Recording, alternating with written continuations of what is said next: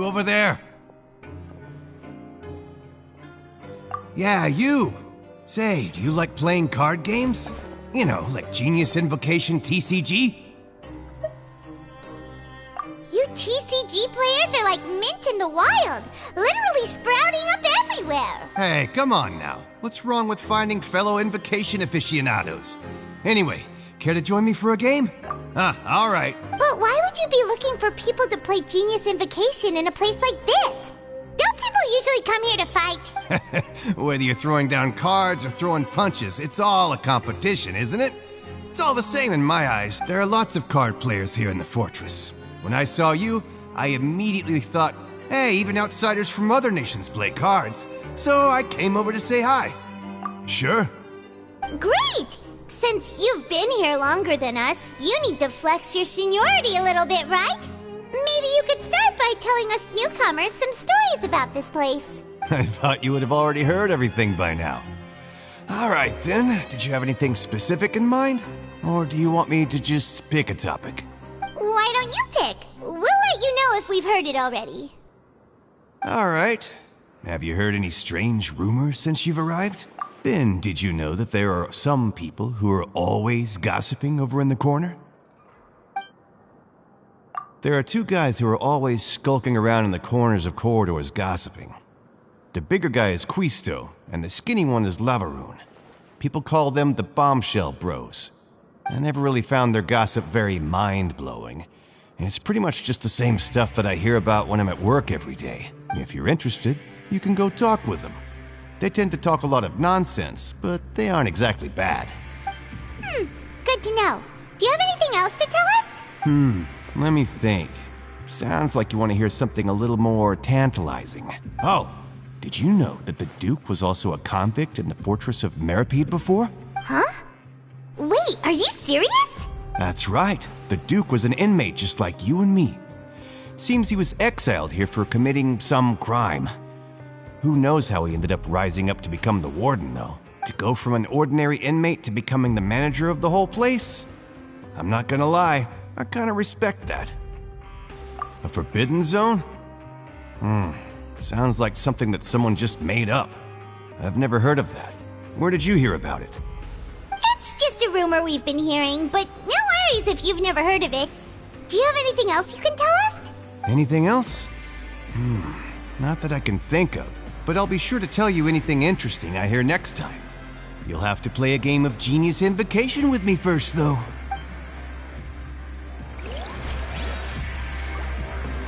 See you later. Hey,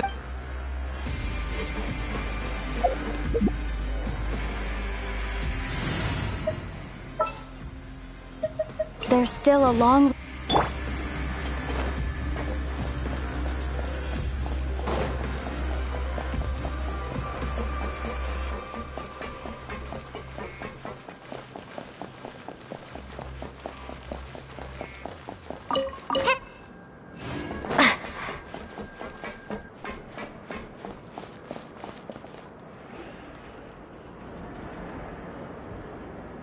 Look, there are some people talking over there. Let's listen in on the conversation.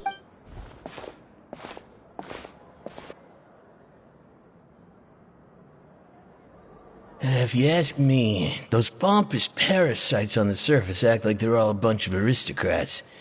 Do any of them give half a hoot about a bunch of dogs like us? Hey, speak for yourself, mate. I'm no dog. Oh, you think you're special or something? If you're here, then you're just a convict like the rest of us. I've heard that even if you're released after serving your sentence, going back to life on the surface ain't any better. Once a criminal, always a criminal. We're marked for life. I don't buy that. Hey, how cool would it be if the whole world was destroyed by a giant flood and everyone had to start over from nothing? What kind of filthy bilgewater are you spewing? I have family up there. You best shut your sewer hole with talk like that. Listen, things ain't so great on the surface, but who says that you have to leave? I've heard that you can still stay here and work even after you've served your sentence. Not bad if you ask me. Who wants to live in the ruddy overworld anyway? And what makes you think they'd want to hire someone like you? It's one of the great mysteries of the universe, how someone as useless as you is so confident. Whoa. Sounds like they're really unhappy about the overworld. Speaking of which, Paimon never heard anyone use the words overworld or underworld when we were living up there. Is it only something the inmates down here say? That's true.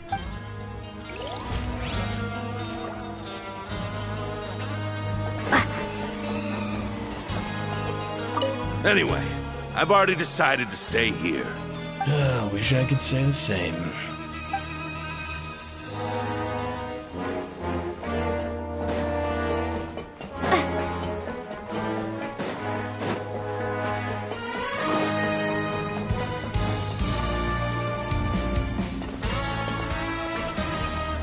There's a group of people over there. What? So I said, that's not a faucet. Hey, who are you two? Why'd you come over all of a sudden? Oh, sorry for eavesdropping. Sounds like you were talking about something private. What's the matter?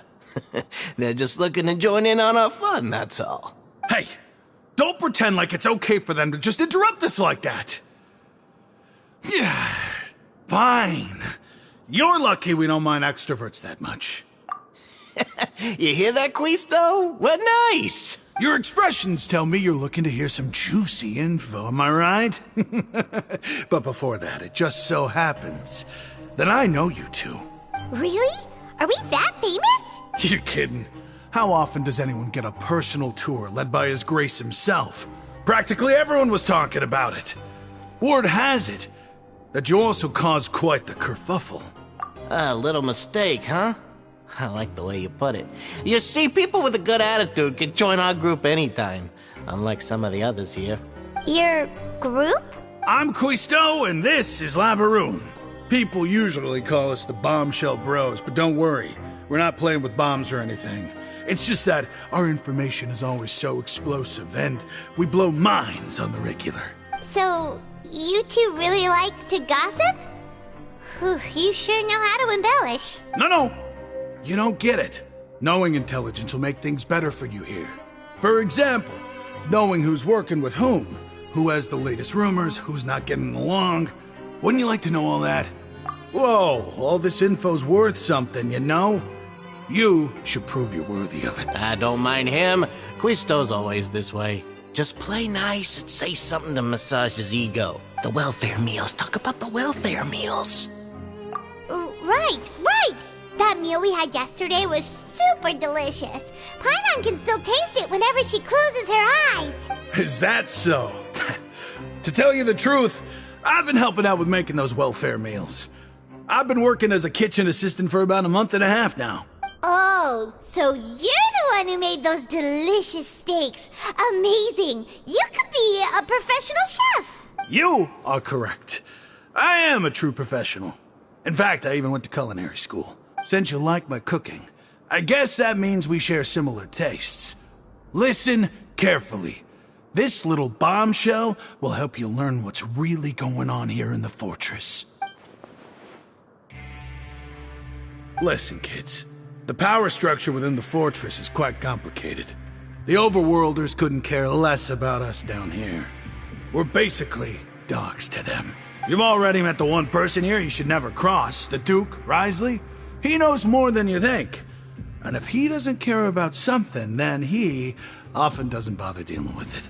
Those who have the Duke's attention get all kinds of special perks. Even better treatment in the infirmary. I know who you mean. It's that Jurier character, right? I don't think there's anything useful about him at all. Why does he visit the infirmary practically every day? Is it normal for anyone to be going in and out of there so often? If you ask me, he's just faking it to get out of work. But did you know that Jurier was a talented researcher from the Fontaine Research Institute before he came here? There's no denying that. I don't care if he was a researcher that could turn dirt into Mora. Once you're in the fortress of Meripede, you're just another inmate like everybody else.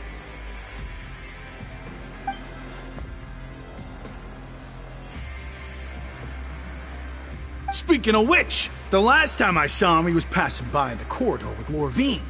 I also heard they started arguing in the library and got into a fight, right? Guess that's just how terrible of a guy he is. You mean he hit a woman? Wow, I never imagined he was that bad. But that Lorvine's also quite the odd one, you know? She's always gabbing away, got into a fight with a man, and she also got sent to the infirmary.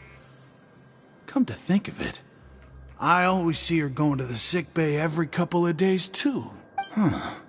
Wait a second. You don't think? Do you think could it be that they're secretly meeting there to go on dates? But it's really hard to imagine. After all, I do remember seeing Lorvine beat Juria to a pulp that one time. And we might be overthinking things.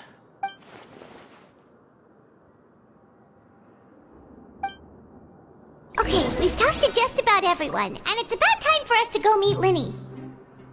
According to the card he left us, we should go meet him in the production zone.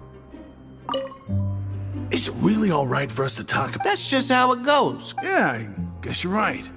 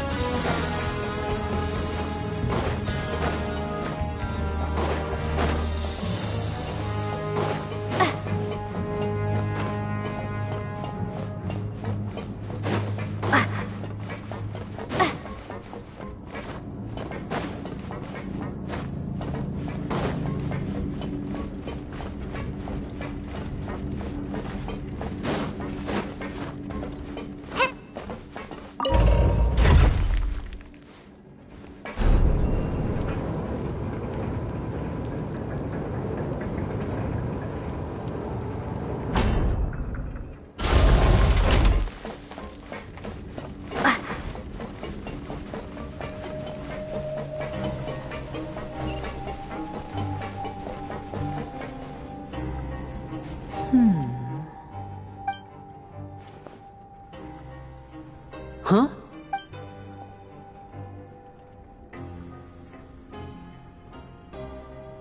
That look in your eyes. You found something? Hey, this is no time to be modest. Just tell him we found a boatload of information.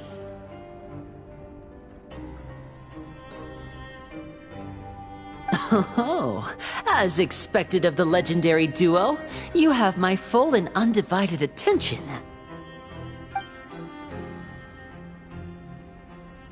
Huh. I'd have never guessed that myself.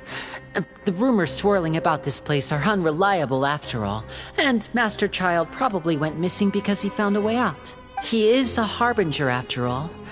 I suppose he's much more resourceful than I initially gave him credit for. Unfortunately, this isn't enough for our final report to Father. We need to find out Master Child's exact whereabouts. Father told me that even though Master Child said he was just coming to Fontaine for a vacation, he actually had some personal reasons. His agenda might be linked to his disappearance. His escape route is already flooded, so we'll have to task someone with professional diving skills to chase after him. Well, when you put it that way, it's obvious that only Fremine would be up to the task. Bingo! Is he around? He's working today. Coming here as a group would have attracted too much attention. I'll talk to him about it later. It's the least I can do. We're all in this together, so it's only fair for us to fulfill our end of the bargain. Honestly, I'm far more impressed by you guys managing to collect all this information right under Risley's watchful eyes. Collecting information has always been our strong point. Now, let me think. To find out more information, Fremine will have to retrace Master Child's original route. And if he's to do that, he'll have to set out on the next pipe cleaning day at the earliest. That's 6 days from now. And after that, he'll probably take another 2 or 3 days to return. You can even estimate how long it'll take for him to get back? We've been working together for a long time.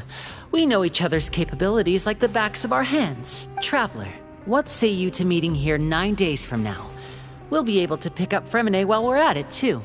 Oh, and there's just one last thing we'd like your help with. Though we can just sit back and wait for Fremine's report on Master Child's whereabouts, we still need to make more progress on the investigation of the Forbidden Zone. Fremine's no master of disguise. Lynette's still working on getting intel from the other areas, and I'll need to spend some time helping Fremine prepare for his diving mission. So, you are the only ones we can count on. What do you want us to do? Will it be hard? Well, I won't call it easy per se, but I think you'll be able to pull it off. Listen carefully. You'll need to find an excuse to get into the infirmary and investigate the room and environs. You've mentioned several sketchy-looking people always meeting at the infirmary earlier, so it probably has something to do with the secret we're hoping to uncover. You've already met the head nurse, so she'll be less suspicious of you. Investigate the internal structure of the infirmary and any active dealings within, and pass those on to me alongside anything else you're able to discover. But also, there's no need to take risks. Don't forget, safety always comes first. No, when it comes to intelligence gathering, I'd never consider you to be an amateur. Didn't you say it yourself? I'll believe anything as long as it comes from you. So, please prove your prowess to me once again. All right, then we'll head out as soon as we finish our prep. Let's go our separate ways for now then. Don't forget, we meet here again in 9 days. Stay safe.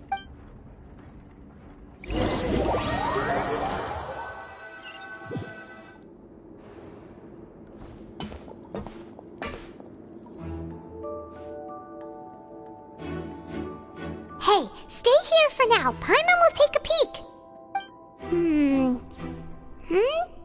There seem to be several people inside.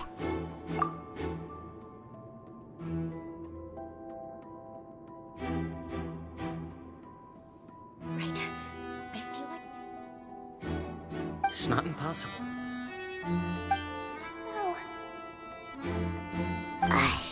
It's a bit hard to understand them from here, so why don't we just try to talk to them in person? Let's go as soon as you're ready.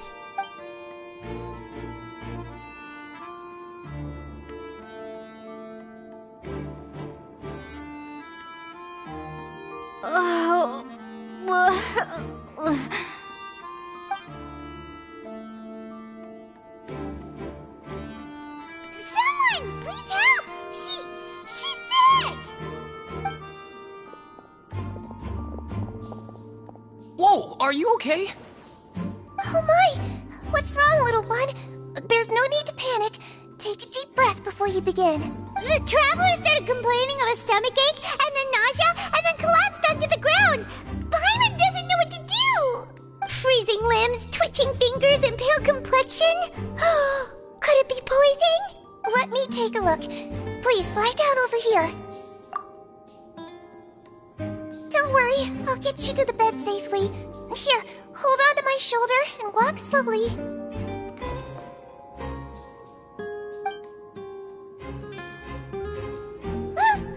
You can do it, Traveler! Don't apologize. You're sick after all.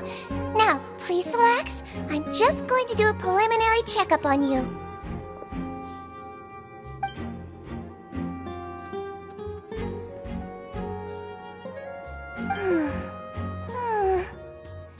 I see now. My My checkup has confirmed that she's not in any mortal danger. That's our worst fear out of the way. Eh? Oh, that's good. But I'll continue my diagnosis of the patient now. Please, relax and take a deep breath.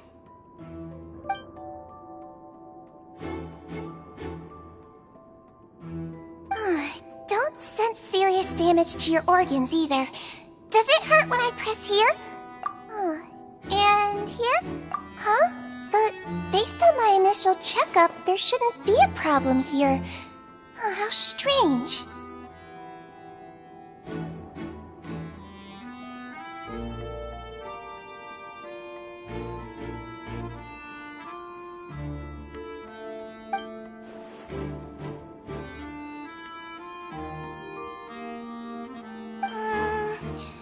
What about here?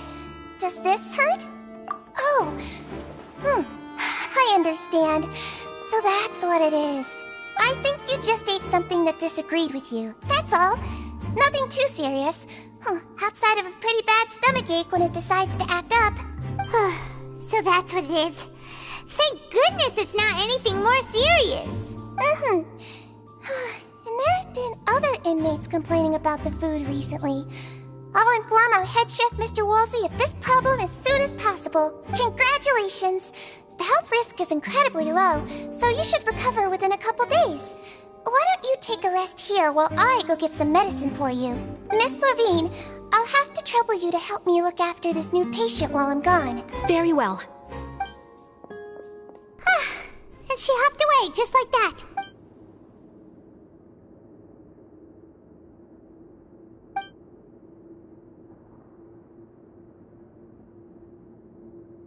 Hello. So how are you feeling now?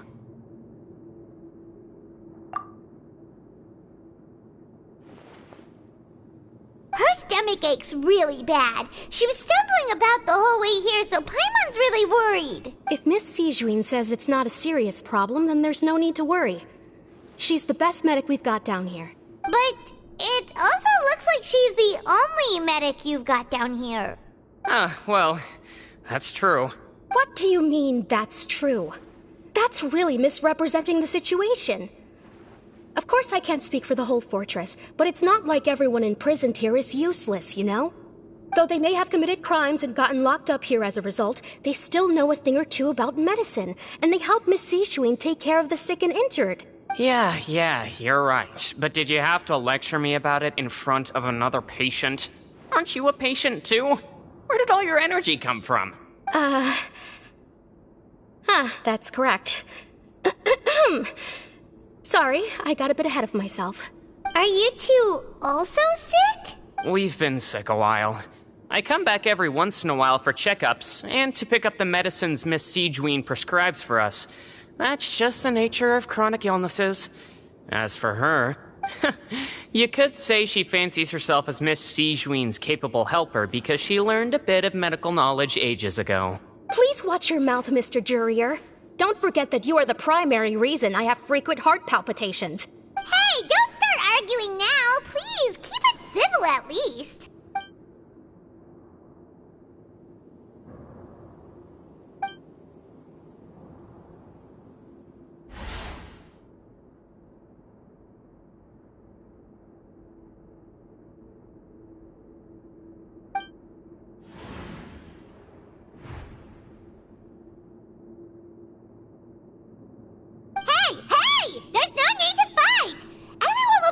Someday, so there's no need to argue over silly things like this. But... Release. It's way too early for us to even think about that. And who the heck knows if we'd even be able to continue our previous lives?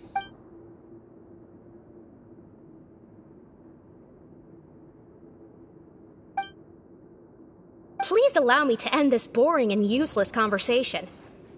Oh, and Mr. Jurier, I don't want to see your face here again anytime soon. And same to you, Miss Lorvine. Anyway, that was more than enough rest for me, so I'm going to get out of this excessively noisy place. See you later, everyone. He just slowly walked off? Like that? That's just what he's like. I'm sorry you had to see all of that. I'm Lorvine. And that's... Well, his name is Jurier, but I hope you'll never have cause to remember his name. You really can't stand him, huh? I mean, can you blame me? Who would like someone who's as arrogant and obsessed with weird research topics as he is? But there's no need to keep dwelling on him. I'll accompany you two for a while. Miss Seashween should be back soon, and I'm sure you'll feel better as soon as you've had some of her medicine. No, it's nothing. I'm back! Did you rest like you promised? Thank you for getting our medicine, Miss Seashween. Did you all cooperate with your bed rest? I trust that nobody got up to walk around. Good. Here, this should be 2 days' worth of medicine for you. Take 1 pill now, and then continue your bed rest.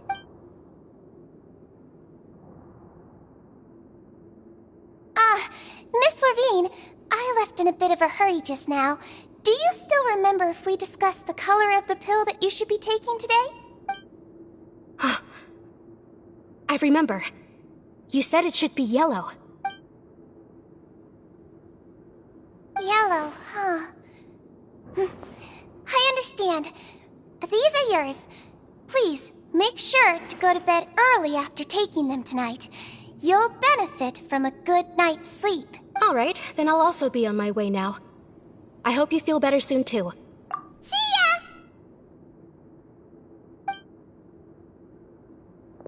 I'm going to fill out your medical record now. You're widely known as the Traveler, right? I just want to double-check a few details, if that's all right with you. Those two made quite the commotion just now, so why don't we let the Traveler rest? Paimon can answer the questions instead. So her primary symptoms are abdominal pain, with secondary symptoms of nausea. Is there anything else? That's it. All right then. Is there anything we should know besides to take the meds? No, her base constitution is quite good, so I'm sure she'll recover quite quickly after taking the medicine. Got it. Paimon will hold the Traveler to that for sure.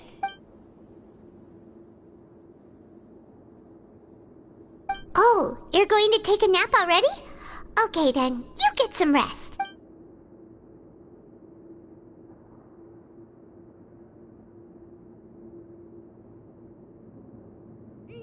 We've been to lots of places together. She may look a bit under the weather now, but she's actually super strong. So you're the best of companions. Well, don't worry, she'll recover soon. You're awake. How do you feel? You slept for a really long time, but we never left. Well, now you can go back without a worry in the world. Remember to take your meds regularly, and remember bland foods. Thank you, Miss Seashween.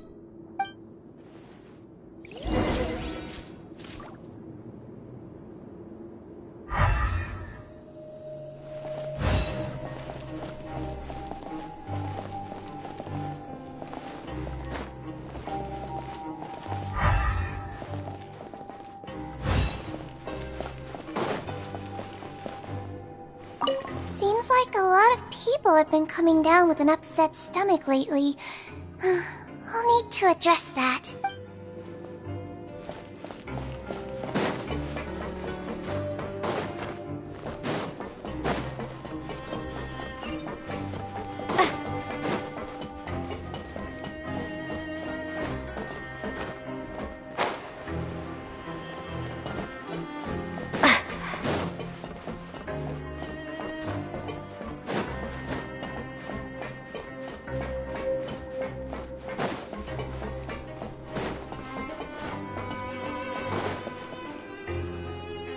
You really are something. To be able to fall asleep like that and even sleep talk the entire time, you scared Paimon half to death!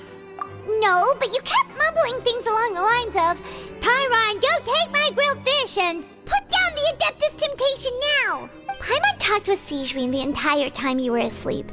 She seems like she's just a sincere nurse, and Paimon didn't notice anything unusual in the room. Are you sure we're not going off track with the infirmary?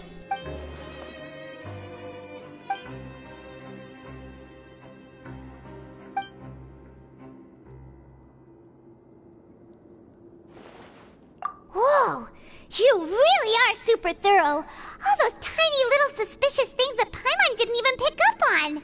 We've got to give the info to Linny.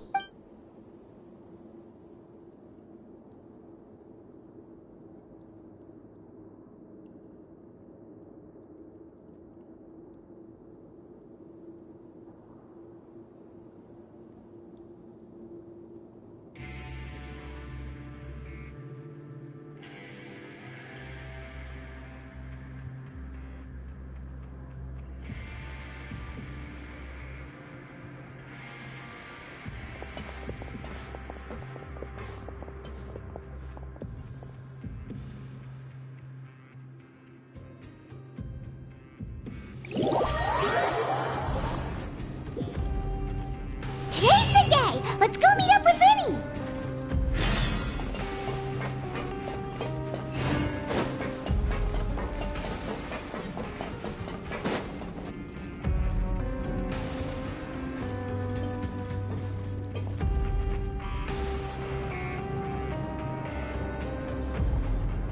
Oh! Hmm?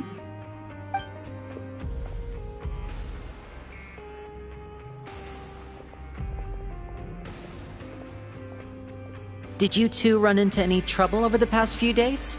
No, we just worked our shifts according to the schedule. Nothing weird happened. That's good. That means you didn't raise any suspicions when you infiltrated the infirmary. We've taken a look at the slip you sent. Fremine successfully left the grounds via the pipes 2 days ago, and as of last night, Lynette has also infiltrated the infirmary after faking an illness. Wait, why is she getting involved as well? You already went above and beyond when you scoped out the infirmary. To put it more bluntly, even if we were to view that as something you did in exchange for Fremine's help, you've already done more than enough. Infiltrating a guarded stronghold is a different kind of job from a one-off investigation. We want to avoid using the same faces over and over and reduce the amount of suspicion that will fall on any given person. Lynette also felt like you have already taken the first step for us, so she should be the one to finish the job.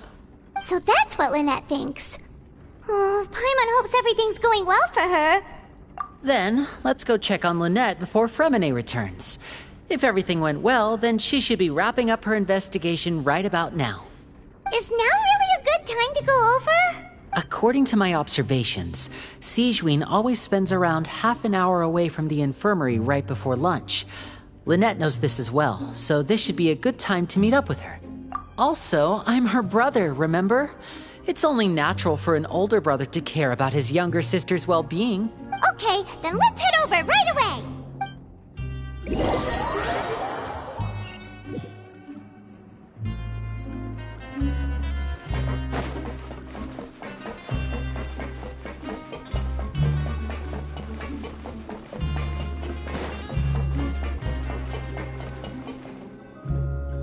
Lynette should be here right now. Huh. Strange. Lynette? As expected, Sijuin isn't here, but why isn't Lynette here? No, Lynette rarely deviates from the plan. We agreed that if she were to make changes on the fly, she'd find a way to let me know. Unless... Let's see if there are any clues around here. We can look while we wait for her. Who knows? Maybe she'll be back soon. Okay.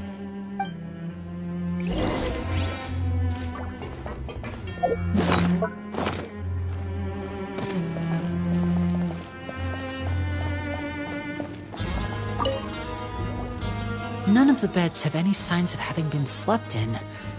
Except that one over there. That's the one Lynette must have used, right? You said she was pretending to be sick. She would have said her migraine was having a particularly bad flare-up. Generally speaking, the head nurse would then ask her to lie down and rest, while she left to retrieve the medication. Which means either the head nurse didn't return the entire time from when Lynette laid down up until she left the bed, or the nurse intentionally left it this way.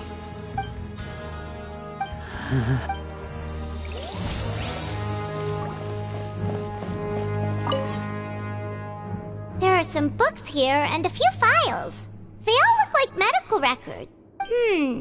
Advanced nursing, how to raise the spirit of your patients, a quick guide to the psychology of emotions, and the meaning of laughter. These sure are some interesting books. Who knew Sijuin would be interested in these kinds of things? She even has books on understanding people's motivations and feelings. Is it because she's a Melusine? Or does she have a need to understand her patient's emotional state? Seems quite normal to me. These are skills that would come in handy for a nurse from time to time.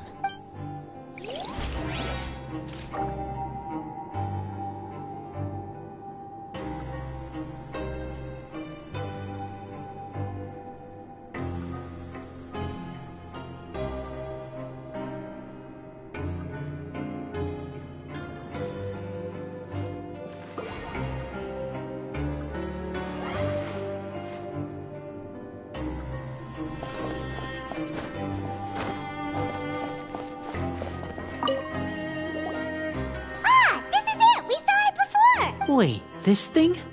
It doesn't look like it's been disguised that well. The space behind it is empty. From its size, I don't think it's an entrance that is meant to be taken apart. There's probably a mechanism around here somewhere. Could Lynette have tried to get inside? But if that's the case, she would have contacted me for sure. Let's look around here for some more clues. Don't panic, just take another look.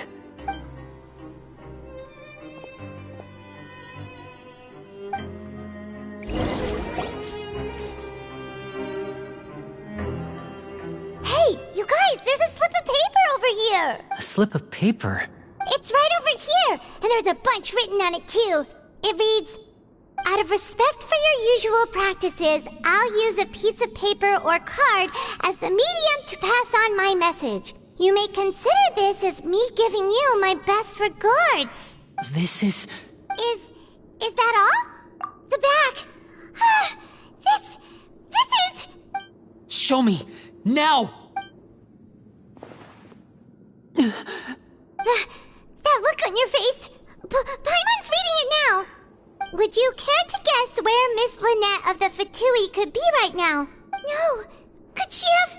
Is she already... Wriothesley. Did he deliberately leave the infirmary unguarded to use it as bait? Wait, you mean he was aware of our goals from the very beginning? But why? We didn't run into any trouble last time, and he also never reached out to us since. Yes, that is a crucial question.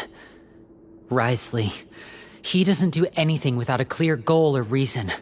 So this means he had no concerns about your activities from the very beginning. You're not from the same camp as us. You were sent down here by Nervulet, so you have no conflict of interest with Wriothesley. We're a completely different story, though. I'd like to know that, too. Why did he only go after her?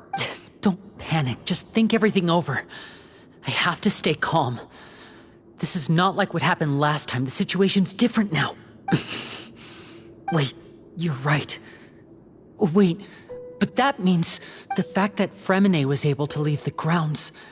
Could Wriothesley have let him go as well? But what does he gain by letting Fremine leave like that? So he's challenging me and trying to provoke me, I'm sure of it. We never should have sent out Fremine. We had to go through all that trouble to find an opening to sneak him around the guards and into the pipe, and we even thought luck was on our side. If Wriothesley let him leave on purpose, then he's probably in a terrible spot now as well. Lenny's getting more and more panicked. We have to calm him down. Don't be like this, Lenny. Fremine wouldn't have left if we hadn't told you about Child. That was our fault. No, I'm the leader of this operation, and I'm the one responsible for this team. I was the one who failed to protect them. I'll go talk to Wriothesley. Hey, don't be reckless! Traveler, please talk some sense into him. I simply cannot allow Lynette to be abducted again. I have to go. I'll find a way to get them back. He's rushed out the door! After him!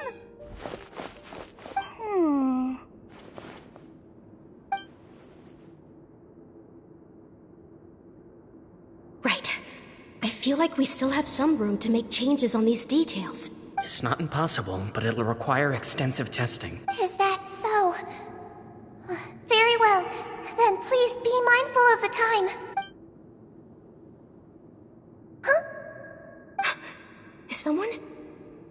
Check everything up. Whoever's outside is eavesdropping. They'll probably come in once we stop talking. Someone! Please help!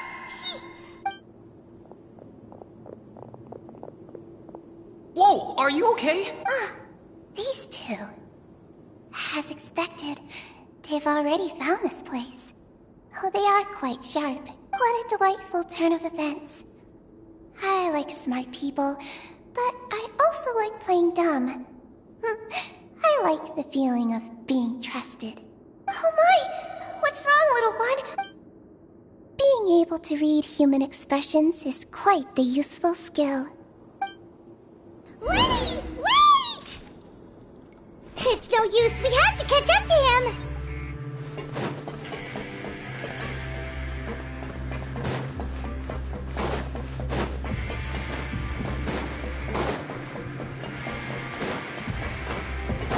He's already out of sight! How is he so fast? Let's go head him off at Risley's office!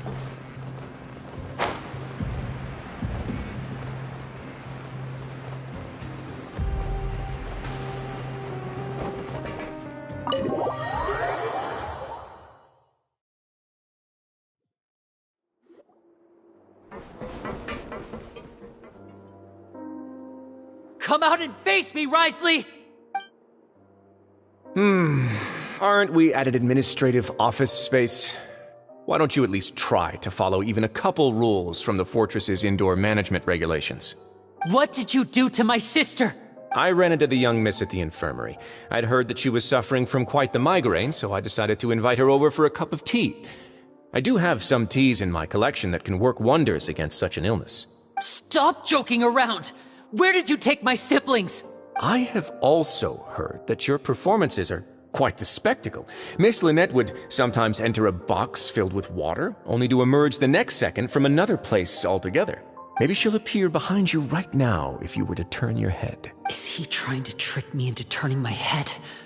No, he's probably not looking to attack me right now. All of the hostages are in his hands, and he's even in the mood for small talk. That means Lynette is probably still alive. You knew we were investigating the infirmary from the start, so you deliberately aroused the traveler's suspicions and baited us into continuing our investigation, just so that you'd be able to kidnap Lynette. As for Fremine, no, you probably didn't even interfere with Child's escape. You let him go, so you could purge the Fatui members that we had planted into your ranks. There was no need to do so. The Fortress of Meripede is a pretty pleasant place. Most people enjoy their lives here. The only ones who act differently are those with personal agendas. It was quite easy to identify your colleagues. You removed our original members and spread the news of Child's escape so Father would assign our team to come down and investigate. Fremine has also fallen into your hands, right? If you're oh so omnipotent and so in control, why would you need hostages? One correction. Lynette is in my hands right now, but Fremine is not. He's not? What do you really want? Lenny! Oh, wonderful. Everyone is here, so I'll only need to say this once. Thank you so much for cooperating with me. Eager and to the point, I see. Alas, only Miss Lynette is currently having a cup of the fortress's finest tea. Although, as per your original plan, Mr. Fremine should also have returned to the fortress by now. But he has neither shown up within my gates, nor has he been taken into any kind of custody. So where do you think he may be right now? Wait, you can't mean you locked him outside in the sea? I closed the fortress's gate to the outside world. That's all. Fremine's a star diver, so he should be fine, right? No, we're still here, so he definitely tried to find a way to come back for us. So we can't assume he might have made a break for the surface. But why would I do this, you may be asking? To have an audience with you, of course. My intel tells me that Mr. Linney is a great magician, so it's only natural for me to want to have some cards of my own when it comes to negotiating. Besides, I do recall you mentioning to Miss Lynette that you've always wanted to have a face-to-face meeting with the Lord of the Fortress of Meripede, regardless of whether it was in a personal or a professional capacity. Well, you got your wish. So, You've been keeping tabs on us before we even set foot in the fortress. Some of my folks just happened to hear a thing or two, that's all. In any case, I will be straight with you. I was willing to play dumb and turn a blind eye, so we had a pleasant few days playing games together here. But once you started focusing on the Forbidden Zone, all of that changed. Mr. Linney, the cards are stacked against you right now. Miss Lynette is in my hands, and Mr. Fremenet is still slowly being pickled out there in the brine. You know just as well as I that he cannot last out there forever. You need do but one thing to guarantee their safety. I would like you to contact your superior, and ideally invite her over for a cup of tea with me. You want to see Father? But why should she bother giving you an audience? Well, if she cares for the well-being of her dearest children, she should have plenty of motivation to join me for a parents' evening. I've heard that the bonds between the members of the House of the Hearth are like the bonds of family. I don't see why she would refuse. Why did you think Father sent us to handle the Fortress of Meripede? This place is basically a no-man's land. It wouldn't be fitting for anyone as important as a harbinger like Father to come here in person.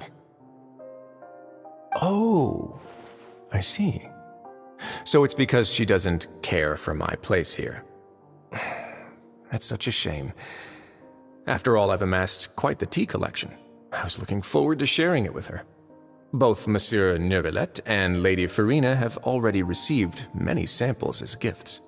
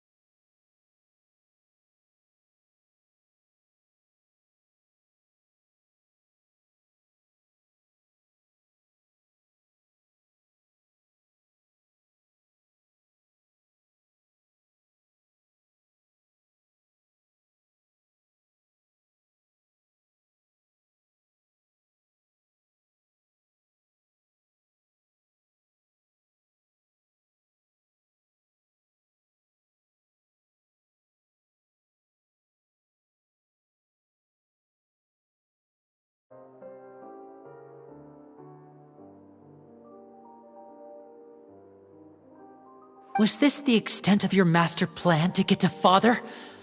No matter how much pressure you may put on me, I won't allow you to use us to blackmail her. You people really are difficult to get along with. All I'm asking for is a face-to-face conversation. Does she truly have no interest in the fortress's secret? Mr. Linney, you have one last chance to invite your father here. If you refuse... Linny! Instead of asking why I'm doing this, why don't you try to see things from my perspective for a second? From the very beginning, the Fatui has been actively infiltrating my fortress. I gave you a warning by cutting off the first few operatives I found, but that only caused you to double down. Had you given up on the fortress then and there, I'd have no reason to want to talk. Mr. Fremenet left the fortress on his own, and Miss Lynette tried to pry out my secrets right in front of me. No matter how you look at it, the responsibility for this falls on you. I shouldn't ask Father to do anything because of us. 6, 5... Wait, 2, 1. Time's up. It really is a shame, Mr. Linney. Risley! Negotiations have broken down. Please leave, ladies and gentlemen. It's time for my afternoon tea. Yeah, listen to the Traveler. If you can't talk to Linny, can you at least talk to us? You do realize that I'm only letting you go because of Neuvillette, yes? You're here helping him out, and I've already done my best to stay out of your way. But that doesn't mean you can just do whatever you want. The fortress may be small and remote, but it still has its own set of laws. Then how about this? Those who are capable deserve respect. You've spent quite some time investigating my home turf by now, so why don't you tell me a thing or two about what you found, I'll ask you 3 questions. Answer all of them correctly, and I'll agree to your request. Question 1. Regarding the hidden rules of the production zone, what is the truth behind the one about not being allowed to work for 3 days in a row?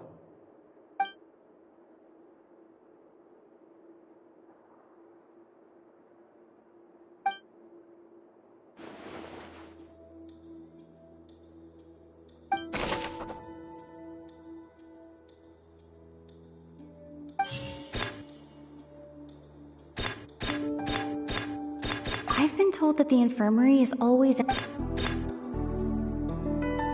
Fonta promoter has been struggling because... We often see Miss Sijuin observing the prisoners at work. Fonta's internal reports suggest that they're starting a new trial of an The research note said that the Melusine race... According to Collins, the Pancration tournament... The Fonta promoter has been struggling because I've been told that the infirmary is always empty. We often see Miss Sijuin observing the prisoners at work near their productions.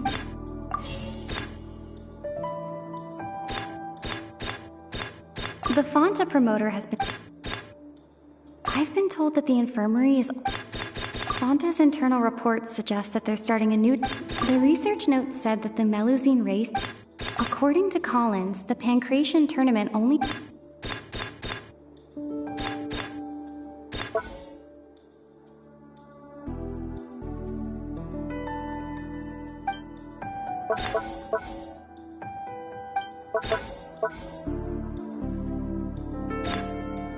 I've been told that the infirmary is always empty for the half hour just before lunch. The Fonta promoter has been struggling because he doesn't recognize the real value of...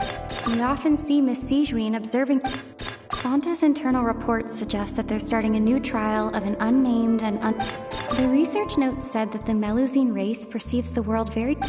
According to Collins, the Pancration tournament... The research note said that the...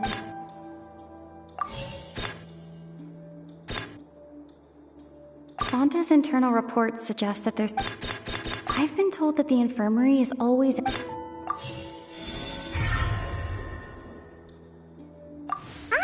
that's what's going on. Paimon understands it now. Who would have guessed? The hidden rule of the production zone. People are not supposed to work 3 days in a row, and if they do, they'll get strange meat in their welfare meal.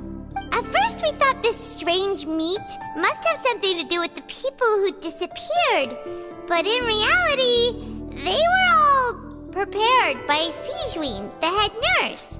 She often visits the production zone to observe the workers' health and makes a note of anyone who has worn themselves out after 3 full days of work. Out of her sense of duty as the head nurse, as well as her genuine concern for the workers' health, Sijween visits the cafeteria right before lunch and cooks an extra dish for those who can use the stamina boost. Sijween has only the best intentions with her surprise gift and doesn't want anyone to find out about what she does. However, unfortunately, Melusines as a race perceive the world differently from humans, and their sense of aesthetics is even more alien to us. The recipients of her lovingly prepared special meals cannot taste the care within and usually just freak out. Are we on the right track? Not bad. You've uncovered Sijween's secret and even guessed her intentions correctly as well. It's nice to know that her efforts have not gone unacknowledged. All right, now for my next question. There are also some hidden rules in the Pancration Ring, including the one that you're not allowed to support both sides of a fight. Why is that?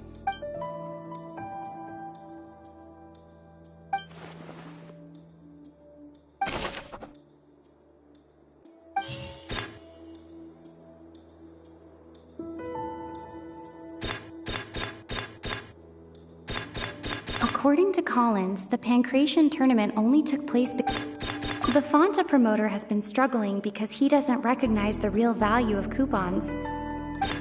Fanta's internal reports suggest that they're starting a new trial of an unnamed and unpackaged.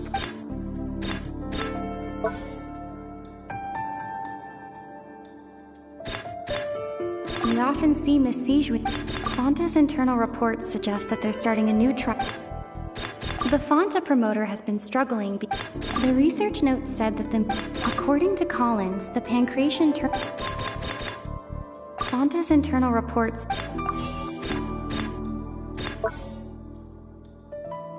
Fanta's internal reports suggest.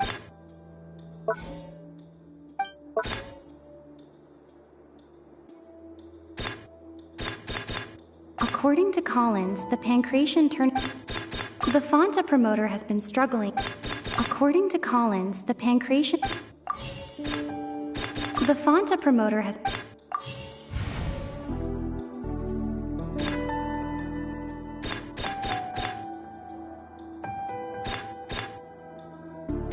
According to Collins, the Pancration. The Fanta promoter has been struggling.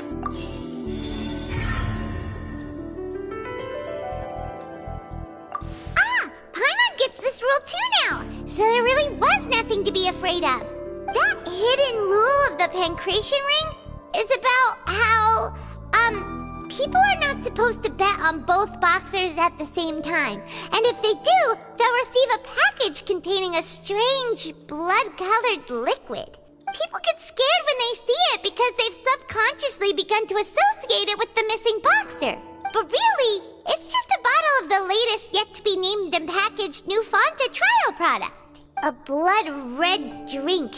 It's no wonder even Fanta's own staff were questioning the company's decision-making. The company, facing backlash from its own staff, decided to try to trial the product on a smaller scale, to see how it might be received by customers. They came to the fortress of Meropide and offered to sponsor the Pancration tournament so they could push their new product. But the Duke completely refused to even entertain the idea. The Duke, knowing how valuable coupons are in the fortress, knew that only total idiots who didn't understand their true value would bother buying a Fanta product here. And so, only those who proved their stupidity by being dumb enough to bet on 2 opposing sides of the same match were selected to receive the drinks. I acknowledge the effort you've put into bringing the truth of this mystery to light. Although, based on your description, that Fanta promoter is a bit too careless with his words. I may just reconsider my collaboration with the company. All right, and here's the final question. What's the secret behind our head nurse and all of her patients in the infirmary? Stop your cruel and pointless games, Risley! You know that we haven't finished our investigation, so there's no way we can answer the last question. The thought of sparing Lynette and Fremine never even crossed your mind! You'll pay for this!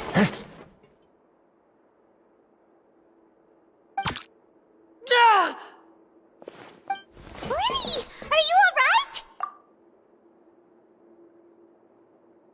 Oh, close one. I owe you, Sigewinne. That was a fantastic shot. It was nothing, Your Grace. Sigewinne? Though this gun may look like a toy, it's actually fully functional, as I just demonstrated. Sigewinne... You... Not at all. I am merely a resident of the fortress, and thus protecting it is my duty. When Monsieur Nervulette asked me to come here, he told me that my job would be to take care of the well-being of everyone here. I am merely discharging my duties. But if you mean what you just said, then isn't Linny someone you should be looking after as well? Isn't he a resident here just like the rest of us? But I really am just doing what Monsieur Nervulette told me to do. Everything I did, I've done to protect them. Had I not, they would be in far more dire straits right now. His Grace knows it too, right? Your Grace? Mind proving my innocence to them? My dear Sigewinne, whatever shall I do with you? Would it have killed you to just wait another minute or two? Well, it's nearly time after all. The way you do things can be truly frustrating sometimes, Your Grace. I figured I should try to talk some sense into you. What are you talking about? What time? Take me if you want. But let them go. How touching. Can you just give me one more minute? Don't be like that, Your Grace. All right, everyone, calm down. 2 more visitors will be arriving any time now. I'll go get a cup of tea. Miss Sigewinne, I leave Miss Lynette in your care. You... What are you doing? I believe I hear footsteps.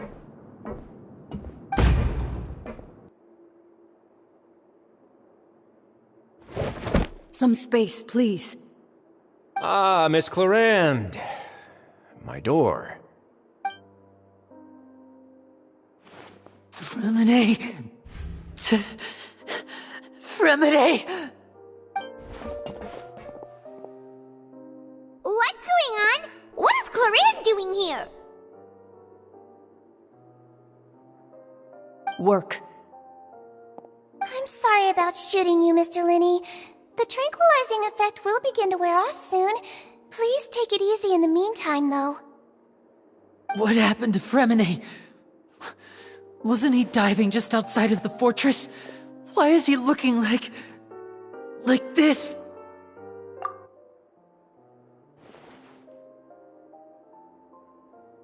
A flushed face, an accelerated pulse. He must have consumed primordial seawater. What did you say? Please, make some space. I'll need to give Mr. Fremine a more thorough checkup. Your Grace, I'll leave the rest to you. I'll talk to Clarande while you get Fremine to where he needs to be. Everything else can wait.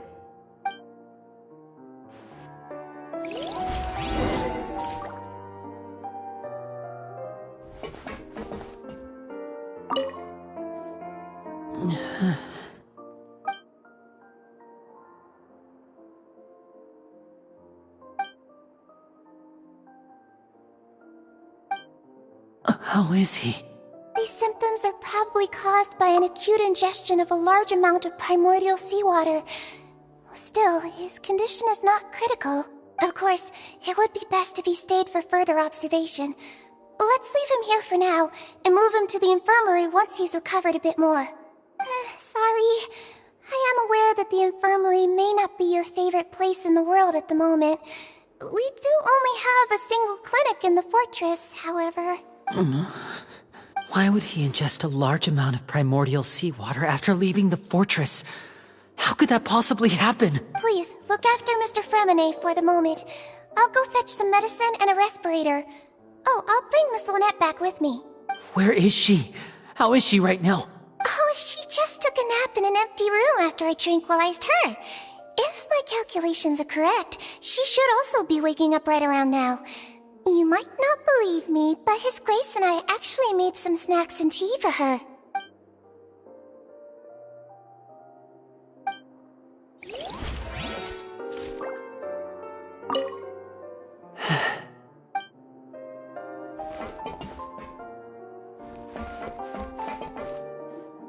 What's that look on your face? I thought I made good time on the way back. Oh, I'm just admiring your punctuality. Had you arrived just a few minutes later, Sigewinne may have been forced to shoot Mr. Lenny again. How's the situation out there? The water has changed. It's pretty much as expected. The concentration of primordial seawater has increased significantly. I was only out there a short time, so it wasn't too bad. But if one were to stay for any significant amount of time... well, you can see how that boy's doing. Where was he when you found him? The abandoned zone at the end of the pipes. A good distance into the water. Closer than I thought. He must have recognized it early on and tried desperately to swim back. Locking the door was necessary. I don't think we could have saved two. Well, I did try to convince him that I had my reasons. Never seems to work, though. It would probably work on Neuvillette. He has a knack for picking out who had good intentions, even when the outcomes were all terrible. That's a bad sign if you're having to plead your case to Neuvillette. Want some tea? Not particularly. If you want to drink some that badly, just say so. Fine, I'd like to get some tea. Want me to get you a cup too, since I've already made it? Might as well then, I suppose. Actually, do you have a towel? I would like to dry my hair.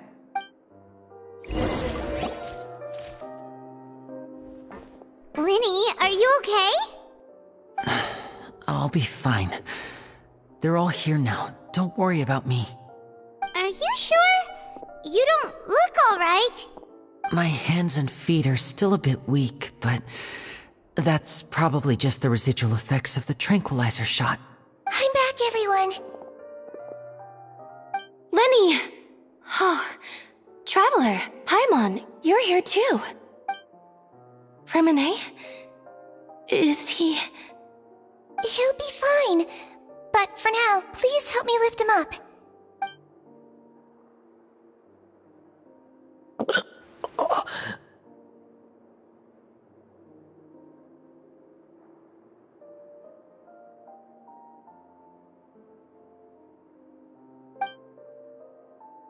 His breathing's beginning to slow down. Give me a hand and help me get him to the infirmary. Yeah, I'll take him from this side. Lynette, together? On it. Traveler, you seem pretty worried about him. Want to come with us? The Duke and Clarande are gone. They probably went to get some tea. The Duke will explain the truth in just a bit. Miss Clarande will need a break, since she only just returned from rescuing Fremine out of the sea.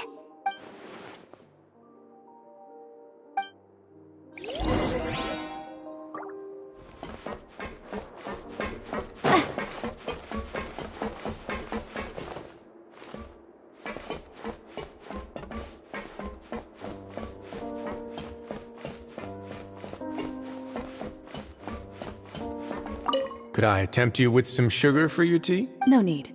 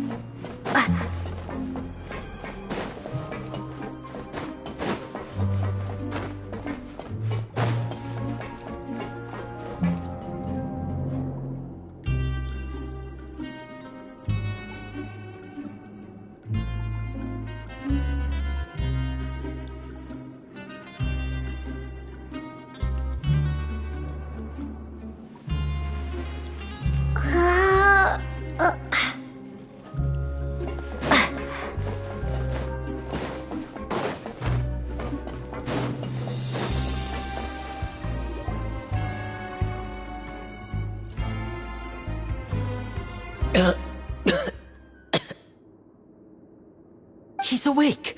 Fremine, how do you feel? Lenny... Lynette... We're all here. Where... am I?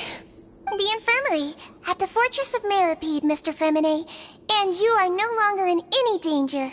How do you feel? Don't push yourself if you're not feeling up to it. Traveler... Paimon...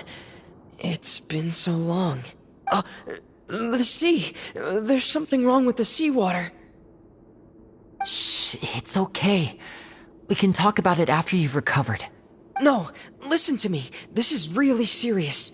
There's primordial seawater mixed into the regular seawater.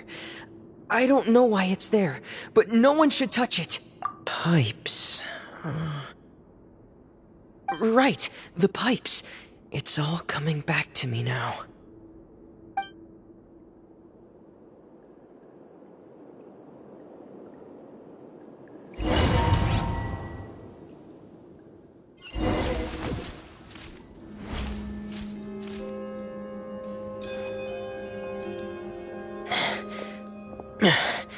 I'm in. Seems like this pipe hasn't been used in a long time.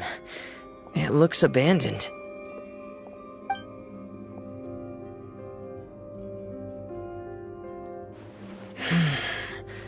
Where could Master Child be?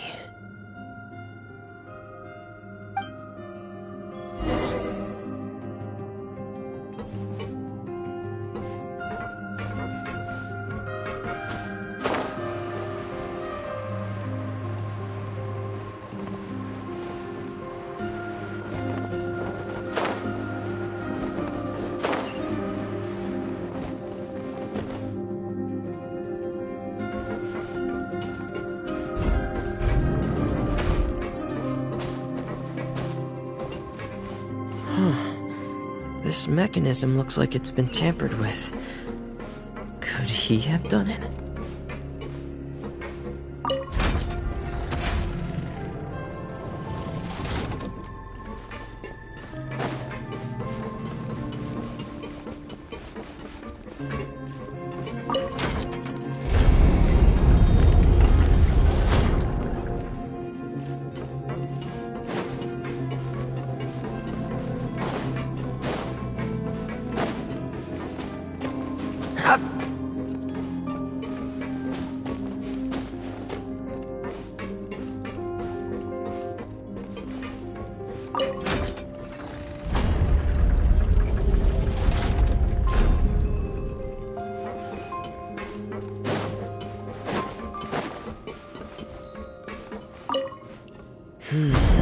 It's getting stuck on something. Seems like I'll have to avoid those obstacles while I turn it.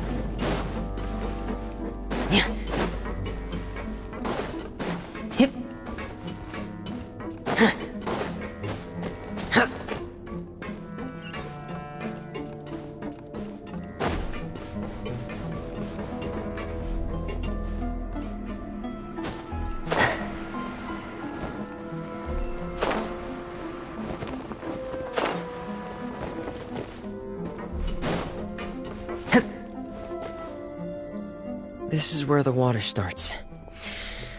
Okay. Master Child probably dived into the water. I'll go take a look as well.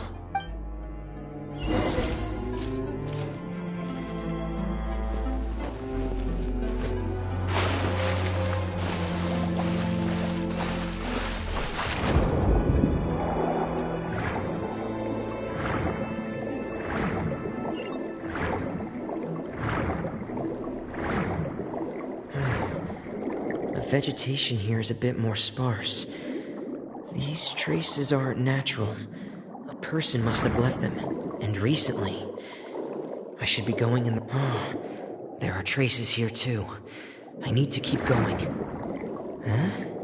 The traces are gone. But I don't see where he could have gone from here. Wait. What the...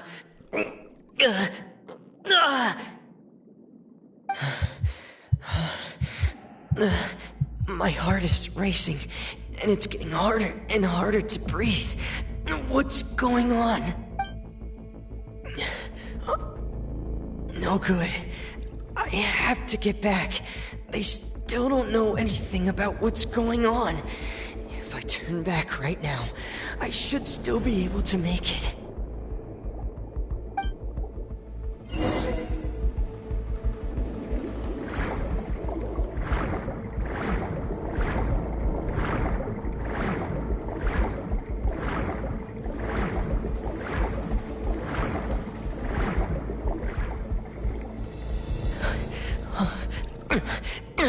I can't die here.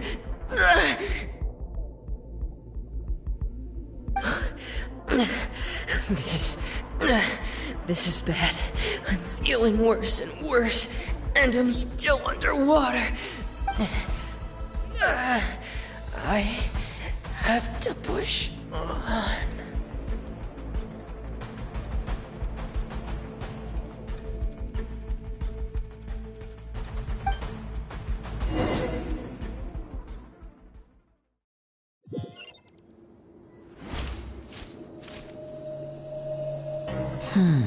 So, in other words, the trail you were following vanished, and you had no idea where Master Child could have gone.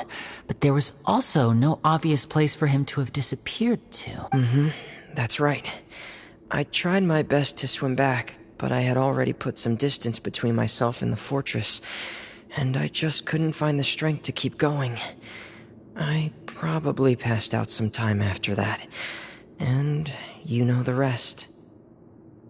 Miss Clarande brought you back, but we also don't know why she just suddenly appeared at the fortress, or why she went out to save you. Miss Clarande, you say? I must go thank her in person. You're still too weak for Monet. You can go after you've had some more rest. Miss Lynette is right. I believe Miss Clarande will stay here as a guest for another few days, so there's no need to hurry. A guest? Then I can assume Risley was the one who invited her to come down here? You should ask His Grace about that. He'll be able to explain better than me. Yeah, it's about time he actually told us what's going on. Wanna come with us, Lenny? No, please go on without me. I don't want to leave just yet. Lenny. The logical part of my brain is aware that we're safe right now, but I still can't bring myself to leave. Both of you are just in danger. Understood. Then let's just sit together for a while. In that case, I'll leave the infirmary to you. The Traveler and I are going to head out for now. As long as you stay in here, I don't think you'll be disturbed. Thank you.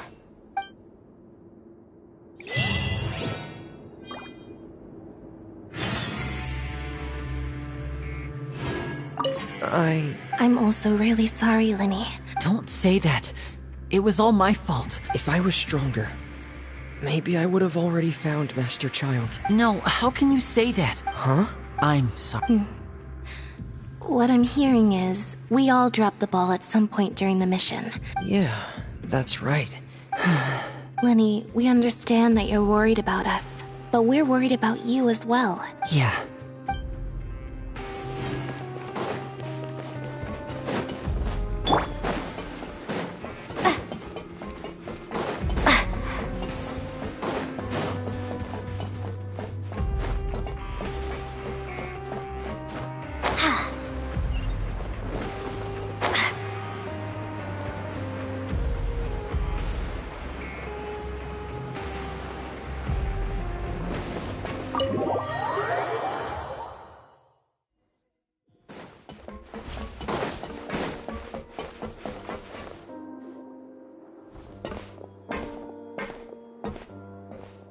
Excuse me. I take it Mr. Fremonet's condition has stabilized? Of course! I wouldn't have left the infirmary otherwise. I've been expecting those two, but might I inquire as to the purpose of your visit, Miss Siegewien? I wanted to check up on Miss Cloran. How are you feeling? Mostly fine, I think. If you don't mind, I'd like to perform another quick physical exam. It'll just take a few minutes. All right. Thank you for looking out for me. I'll take my leave for now, then. Well, want to explain yourself, Risley?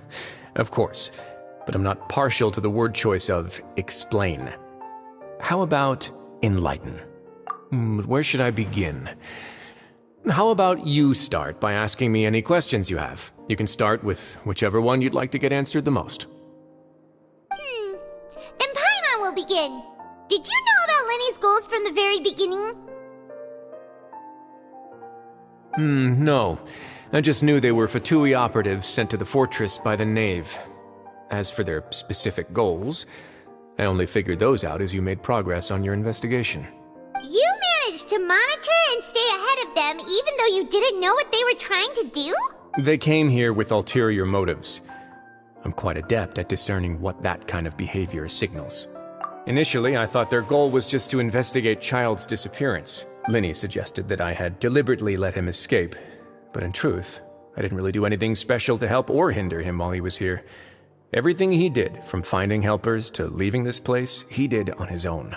Of course, it's inevitable that the Knave would make a big deal out of her fellow Harbinger's unexplained disappearance. I'm also quite curious about where that Harbinger went.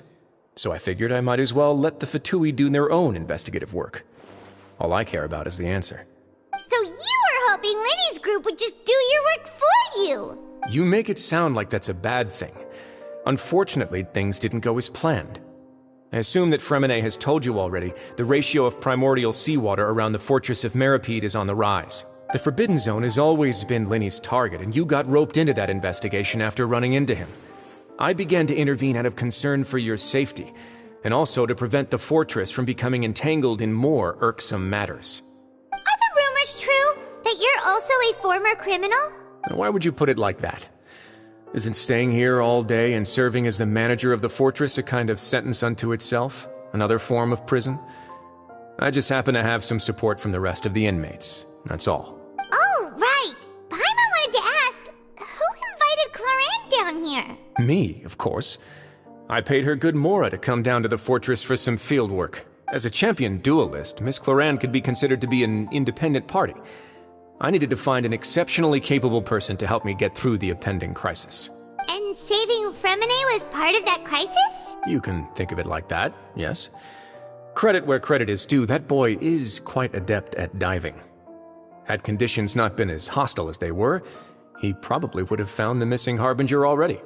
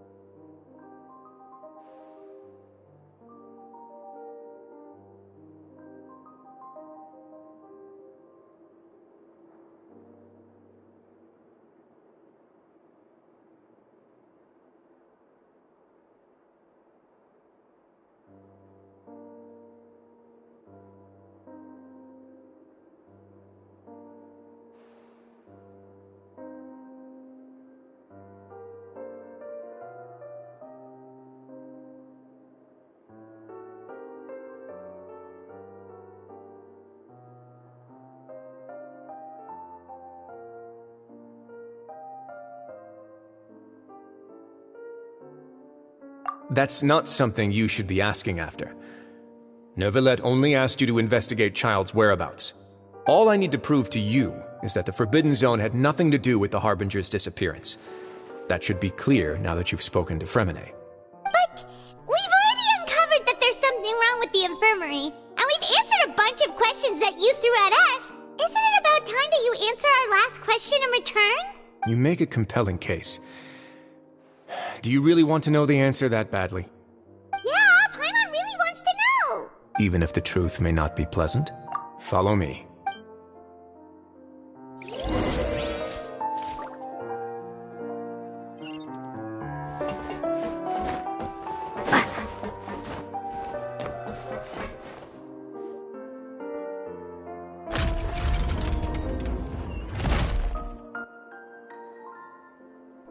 hidden door here? And a whole basement behind it? Huh. You're pretty good at hiding stuff, Risley. It seems you've forgotten just what kind of place the Fortress of Meripede is.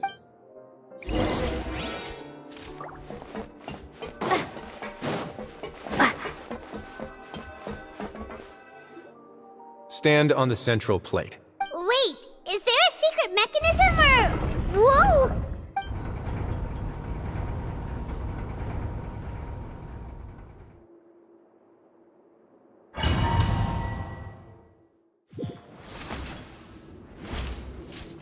So, this is the Forbidden Zone?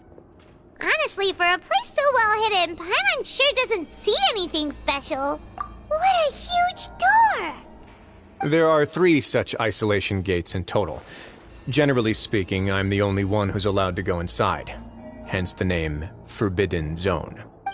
Am I correct to assume you're going to run on back and tell your little Fatui friends everything? Well, Paimon wasn't thinking of keeping anything from them. Well, I'd advise you wait until you've seen the whole truth of this place for yourself before deciding whether or not to tell them.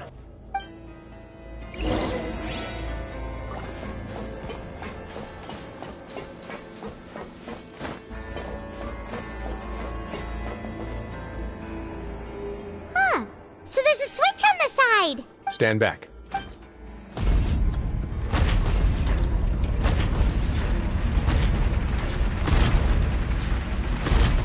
Whoa! They all just went up one by one. Go on, have a look.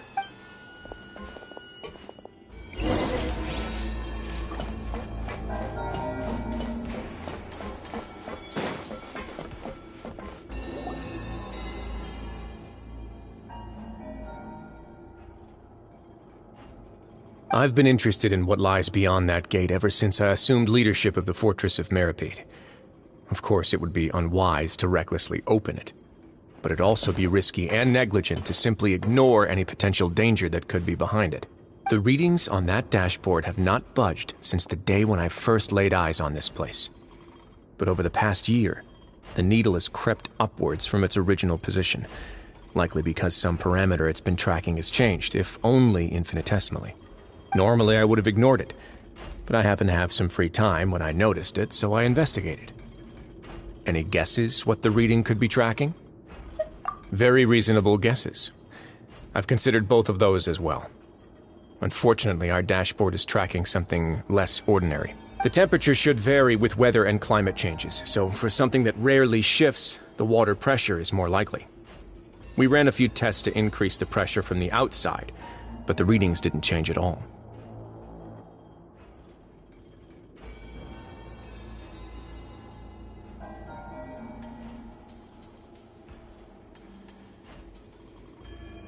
Later on, a few more possibilities occurred to me, such as a potential connection with the primordial sea. I began to make a few preparations based on that hypothesis. Over the past few days, the needle has moved again. With that, and the symptoms that Fremine displayed after leaving the fortress, I can now confidently conclude that the readings represent the concentration of primordial seawater in the seawater nearby. The concentration of primordial seawater? But we're already under the sea! And that is precisely the problem. We're at the bottom of the sea, and now we're surrounded by toxic seawater. Somehow, primordial seawater got mixed in, and the concentration is steadily rising. Yes, that's very likely. But forget about the two of us! Not even Novelette knows where the primordial sea could be, much less where we could find and plug a leak. Oh. Oh! Seems like you've figured it out. I believe the primordial sea lies directly beneath this sluice gate. For some reason, the primordial seawater levels have risen significantly, and it's now very close to us. The indicators are now red. Although the gate still stands, some primordial seawater has already leaked out and mixed into the sea around us. If this continues, soon it will no longer be able to hold back the primordial sea at all. Yeah, you know what the legends say. If this place falls, then everyone in Fontaine will be turned into puddles in the span of a night. But that's just too weird! Fortress of Mirapede be built right above a sluice gate for the Primordial Sea? Who built this place anyway? Your expression tells me you think this might be part of a vast, complicated conspiracy. To be honest, you might find the actual answer may be exceedingly boring. It's just that the secret of the Forbidden Zone had been long forgotten by the nation before I rediscovered it with my research. There's no single founder of the Fortress of Mirapede in any traditional sense. What we know about its history has been left to us by the people who used to live here. When the previous Hydro Archon Egeria ruled the land, all convicted criminals from Fontaine were exiled. The people drove the criminals away like a wolf pack chasing away the banished. The criminals received no sympathy of any kind from the people. They were exiled to the desolate seaside, where they experienced only pain, struggle, and the bone-chilling cold. Some of them began to repent, and prayed to the Hydro Archon, asking if there was still anything they could do. The Hydro Archon took pity on them, and said, "You may go guard my secret, deep underneath the waves." And so, leaning on the power of the Hydro Archon, they gathered underneath the sea and began to build a fortress. They became a community down there in the deeps, and over the years helped it to grow. As the number of exiles increased, more and more people joined the community. When the first group of exiles died, they left the yet unfinished fortress to their successors. The Hydro Archon continued to lend her support, allowing the fortress and what it stood for to continue growing ever larger. Before long, this dark underwater fortress became the sinner's only home. And with that, the people here stopped referring to the fortress as a prison. They saw themselves as repenting sinners who would regain their freedom once they had sufficiently redeemed themselves. But as time went on, people also realized that the fortress was a lonely place. Once they had gotten used to life here, they could no longer feel comfortable living in the overworld. Once they had finished serving their sentences, some people left and some others chose to stay. They'd find some idle position and let their withered souls fade away with the ancient secrets of the past. After many, many centuries, few people still remember the reason for the fortress's founding. Now they just see it as an integral pillar of Fontainian society, as the place where criminals deserve to be sent.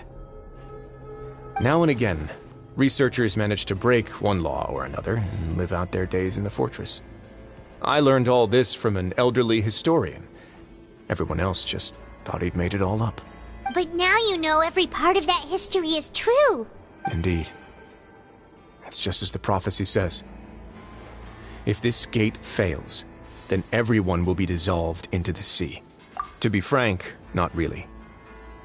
But sadly, that hasn't stopped this prophecy from proving all too accurate. Prophecies are troublesome things. Just hearing one will create the first wave of panic. Seeing signs of it will bring about the second, and actually witnessing it in real time, the third. Let's go somewhere else.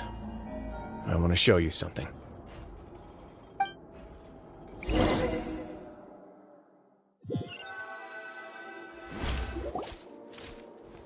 This is it. Your Grace, perfect timing. The results from our last round of experiments have... Wait, Jurier, he's not alone! Huh? Lorvine and Jurier? No need to panic, you two. I've already told them about our plan. What? After you warned us not to tell a single soul about any of this? I'm skeptical as well. Are you sure they are trustworthy? The results speak for themselves, don't they? These two may already know more than you could ever imagine. All right then, if Your Grace insists. They seem harmless enough, so I'll trust them for now. How about some reintroductions? This is Jurier, one of the highest-ranked researchers from the Fontaine Research Institute. He used to work under Edwin. I trust that you've heard of Edwin?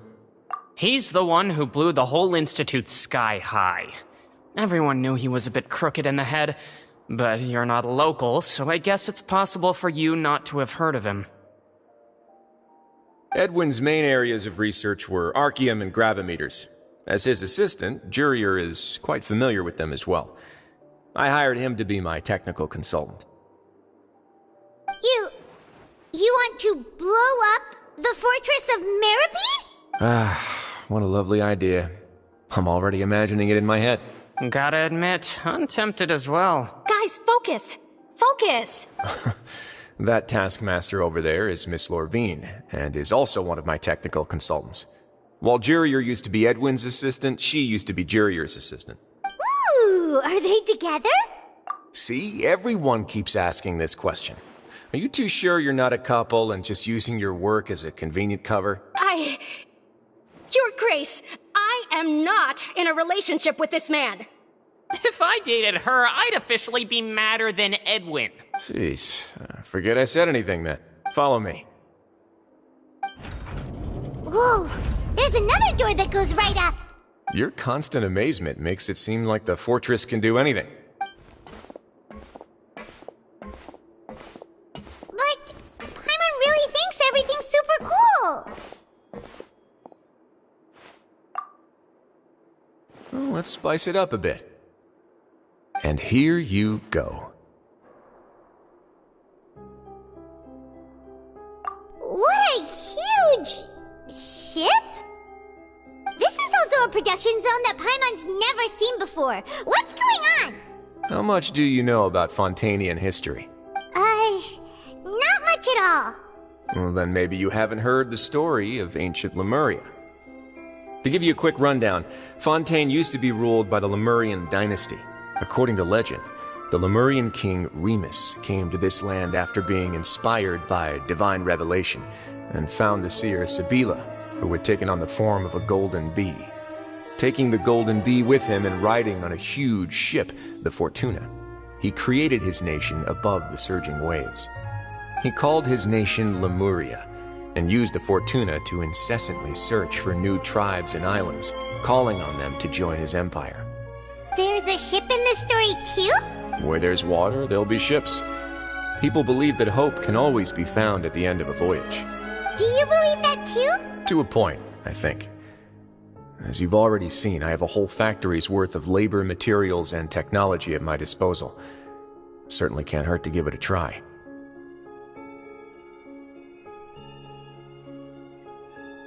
So the moment I began to speculate that the primordial sea might lie underneath the gate, I also began this project.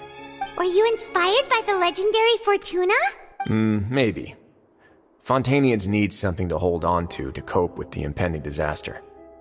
Were the workers to find out the truth behind this ship, riots would destroy the fortress faster than any catastrophe. As the fortress's administrator, I'd never make such a reckless call. Alright, that's enough talking for now. I'll need another 3 cups of tea to soothe my throat. Do you have any other questions? Seems like you're good. Come on, I'll take you back.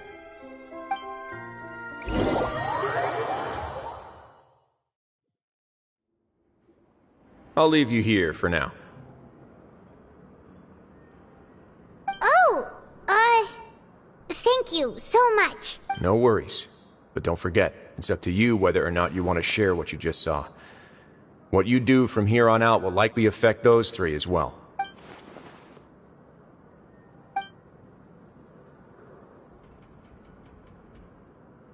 Yeah, we'll put a lot of thought into it for sure. Great. I look forward to what happens next.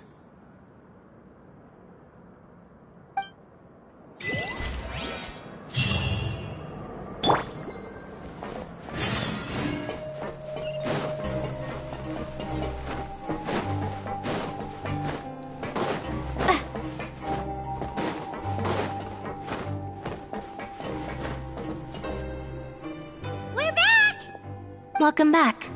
Do you want a cup of tea? How can you be so much like Risley, always drinking tea? Huh. Actually, now that you mention it, I just remembered something now. While I was sedated, I could still barely hear 2 people talking next to me. They were discussing everything, from the leaves to the water and even the teacups themselves. Must have been Risley and Sijuin. Yeah, I heard 1 male voice and 1 female, so it should have been the 2 of them. They really were just talking about brewing tea. I really can't make sense of this place. So, Traveler, Paimon, were you able to learn anything from Risley? Yeah, he explained everything. Very well. Then, would you mind checking your answers against my speculations? Yeah, I took the time to rest, so I'm feeling a lot more relaxed now. Nobody else is around, and Miss Sijuin is also busy with something or other. So let's just talk here. All right, then I'll posit my theories. I asked myself 3 questions. Firstly, why was Fremine affected by the primordial seawater? It was because he dove into the sea. My theory is, the long-lost primordial sea is probably very close to the fortress of Mirapede. Ooh, he's good. He got that right on the first try. That's our Linny. Secondly, Risley's attitude changed dramatically during the course of our stay here. He ignored us completely at first, then suddenly roadblocked us. Why? I spent quite a long time thinking about this. If he has been monitoring the Fatui since the very beginning, he probably ignored us at first because he was hoping we could find Master Child for him. What's more, the Fortress of Mirapede is not part of Fontaine's court system, nor does it report to Udex Nervulet. Risley is basically the king of a no-man's land. As long as the fortress doesn't do anything about Master Child's disappearance, Father can use it to pressure the Fontaine authorities. And while the 2 factions are pitted against each other, Risley will be free to move between the parties of interest. If I had to guess, he probably has something that he's working on himself. It's likely related to the secret of the infirmary, but I just can't think of what it could be. You're super smart. Thanks so much. If Risley does have a plan, what could it be? All I know for now is that his plan probably has something to do with the changing nature of the seawater. He's even gotten Cloran to help him out. That can't be the full extent of what he's doing. There's probably a secret passageway behind the block in the infirmary, and there's something big in the fortress that most people here never get to see. He has a bargaining chip, and it could be important enough for Father to deal with him directly. I don't have enough information, so I have no idea what his chip might be. But let me guess. You have the last piece of the puzzle.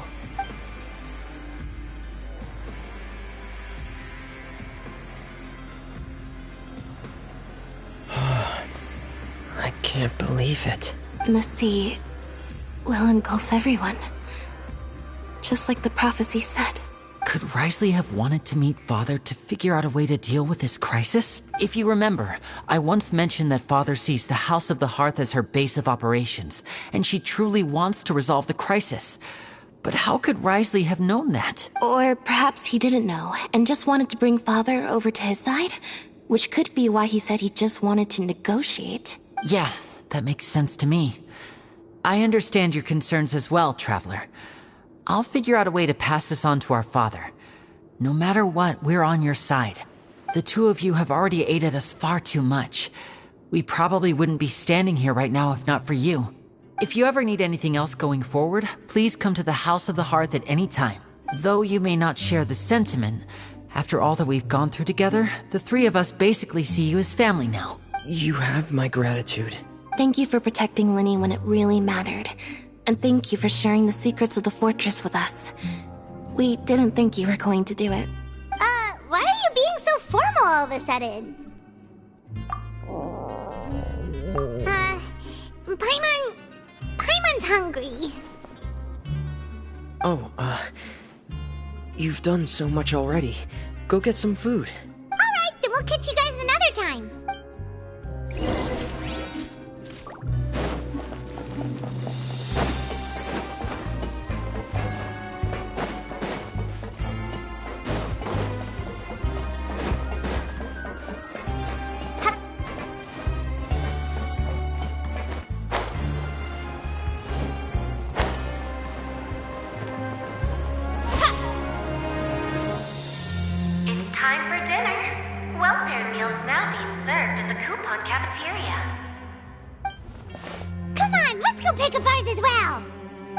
Traveler and Paimon! Over here! Are you here for dinner too, Miss Sijwin? And I'm taking the opportunity to prepare Miss Cloran's dinner as well. Huh. You're right. She's actually sitting in the fortress cafeteria. What would you like to eat? Yep, you can. I've already talked to our chef, Mr. Wolsey. It's all on me today, so you can get whatever you'd like. Me too! Don't forget Paimon! No problem. Just leave it to me.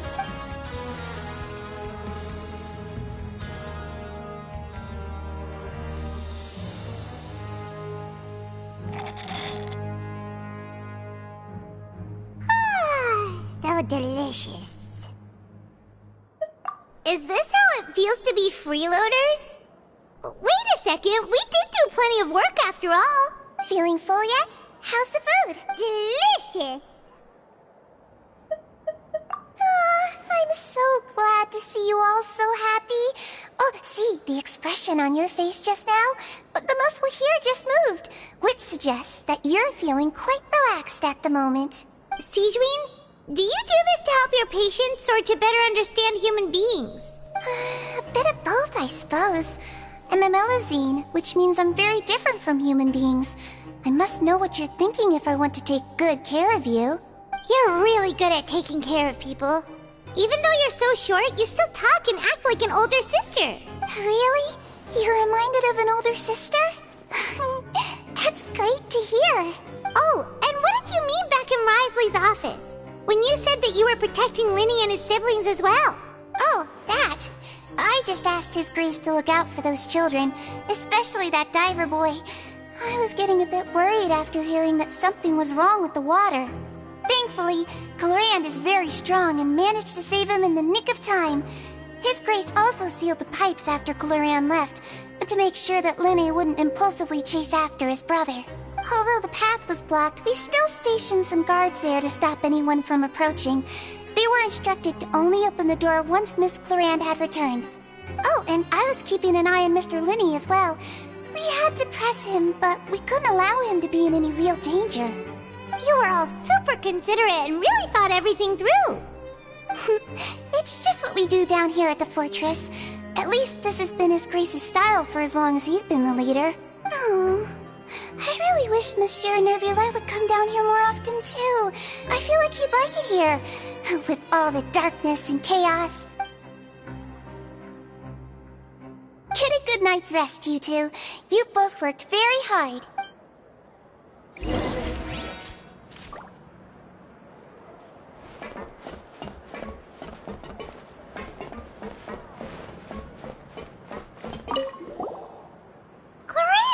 Ah, it's you two. How's dinner? It's all right. Miss Sigewinne really put in a lot of effort. So we heard that Risley invited you to come down to help, and you saved Fremonade too. You sure work super fast. Oh, it was child's play. Still, Paimon didn't know even champion duelists could take on side jobs. Oh, and why aren't you eating with Sigewinne and the Duke? Won't you get bored eating by yourself? Miss Sigewinne was with you, and the Duke has business of his own. Actually, didn't Navia say that you went out for dinner with her as well? Yeah. First time in a long time. First time in a long time? So you mean you've gone out to dinner with her in the past? In the past, yes. You seem to be enjoying yourselves here. Things will be getting messy at the fortress soon. Don't run around unnecessarily.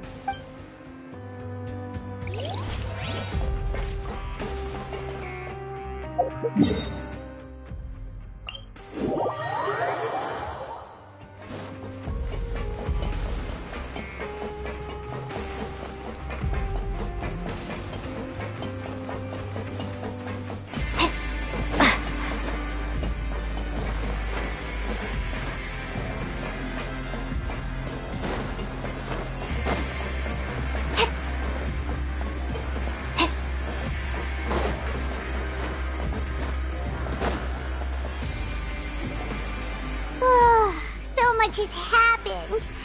Paimon just feels absolutely exhausted now that she's finally relaxed. Paimon's super sleepy. Are you sleepy too?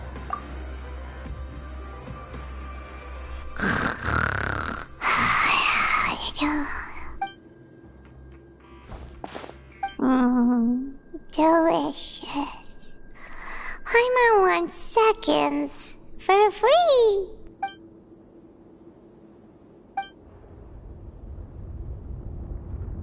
Out of my way! Get out of my way! What happened? Why is everyone running? No idea, but something must have happened. Stop asking! Who's yelling? Paimon still wants to sleep.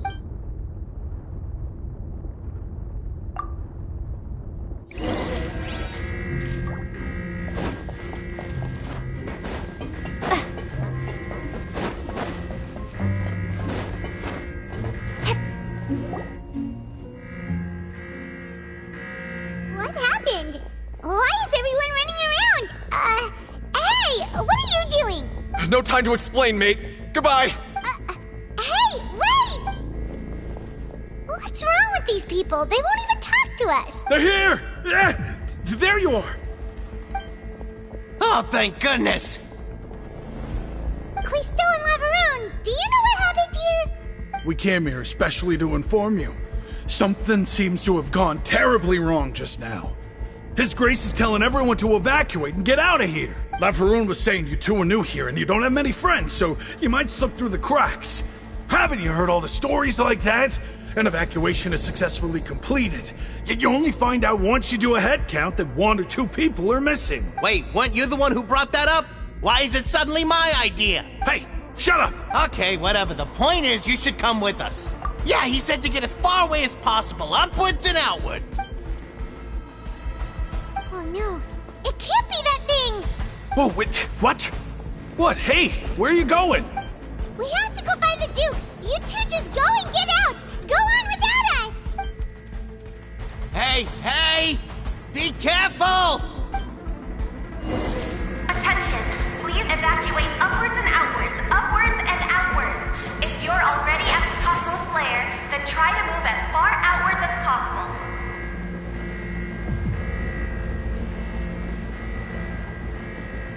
Attention! Please evacuate upwards and outwards, upwards and outwards. If you're already at the topmost layer, then try to move as far outwards as possible. What are you waiting for? His Grace has asked everyone to evacuate outwards as... Attention!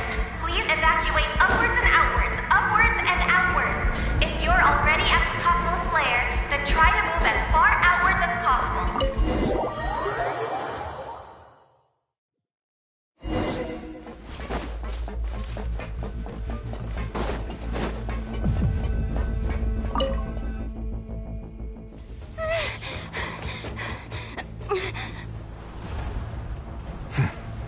They're here. Just like I said. What happened?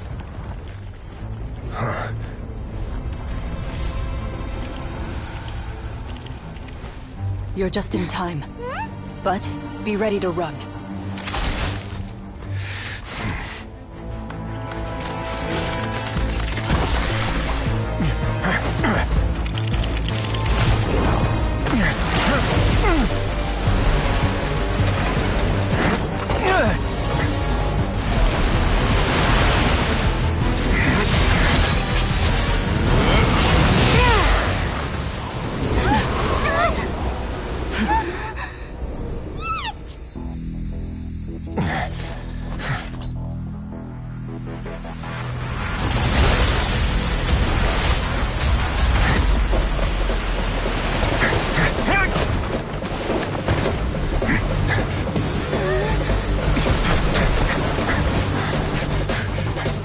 Three, 2, 1.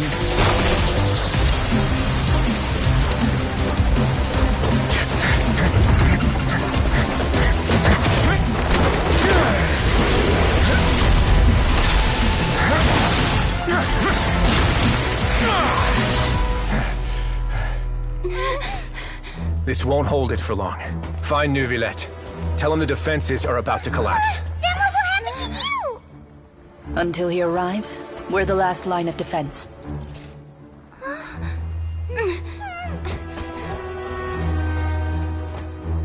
The gate.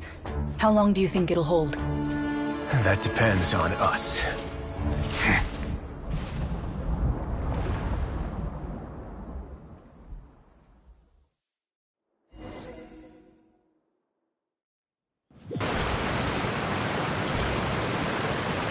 Neuvillette, why are you here? Traveler, I need you to head to the Opera House immediately.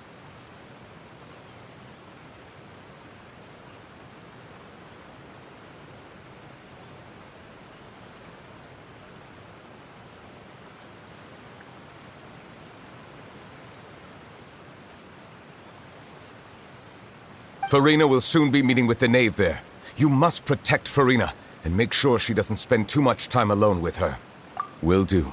You have my sincerest gratitude.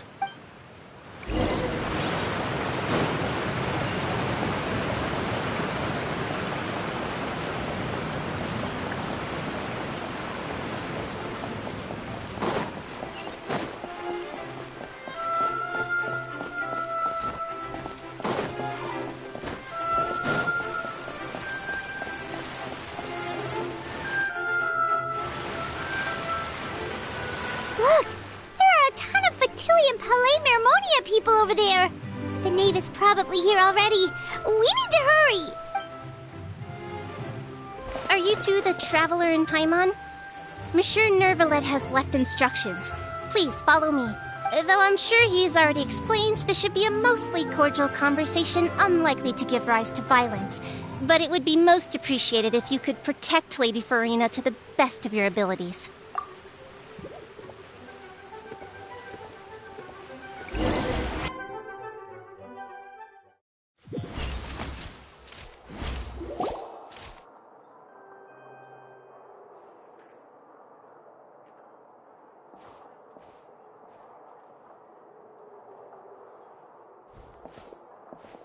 Oh, so you two are the honored guests Miss Farina mentioned.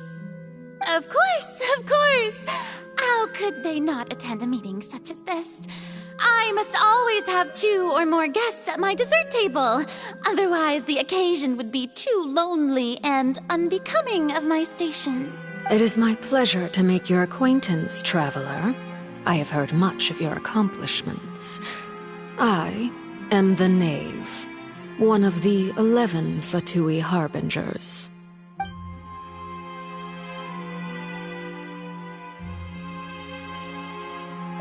I've already prepared seats for you. Come, sit beside me. Perhaps you two are unaware of how Miss Farina and I do things. You see, we actually recently agreed to get together for tea when we had the time. See this? This is a limited type of confectionery that Miss Farina simply adores. There are only 16 slices sold every day. Here, why don't you and Paimon have a taste?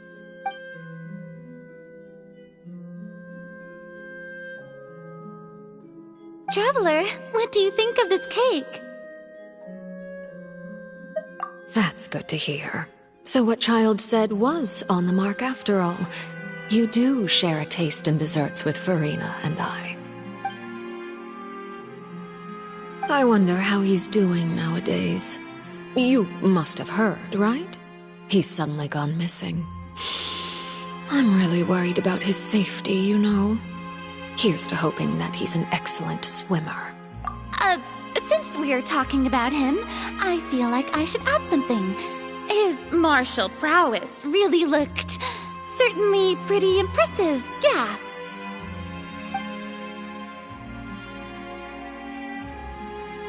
Oh, so you're also familiar with his aptitude for fighting, Miss Farina. Oh, right. I almost forgot. Child was subdued by Udex Neuvillette right in front of you. Against ordinary people, my colleague would never be on the back foot. But alas, he just never imagined he'd run into such a person. I must express my admiration for Monsieur Neuvillette. Coming from you, that's not surprising at all. But I thought you would be happier to hear the news. Of course, but it's still a bit of a shame. You see, I would have been far happier had I received this news somewhat earlier. As you well know, a long time has passed since Child disappeared. Well, in any case, there's no need to worry. We know for sure that Child is still alive. Oh, and just how do you know that? Because we found evidence that proved he left the Fortress of Mirapede. And where did he go after leaving the fortress? Well... The Fortress of Mirapede lies deep beneath the waves. Unless he pranced right out of the main gate, he must have had to swim for it. Do you have any proof that he surfaced safely? Ah, that is good news at least. His sister Tonya sent a letter to Fontaine not too long ago. Since he was unfortunately unavailable, I picked it up on his behalf. Do you have any idea how he usually writes back to his family? Dear Tonya, your letter made me feel like we were still enjoying our time in Snezhnaya together. I'm currently admiring the scenery on the streets in front of the opera house. Is it something like that?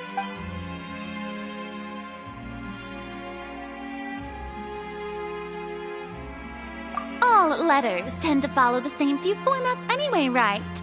As long as the contents are accurate, it doesn't matter so much how it's written or how it's worded. Hold on.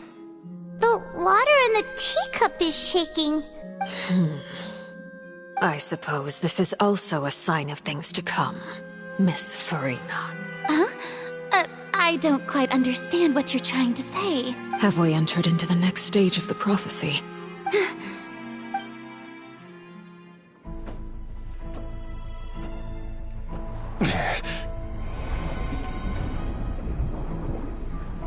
My thanks to you both.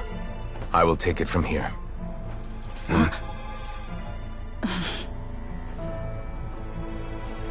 Sure you don't need a hand? Quite sure. Wow. So, what's your secret, huh? Let me guess. Nah, who knows? Maybe it's just your sense of responsibility. Sounds about right.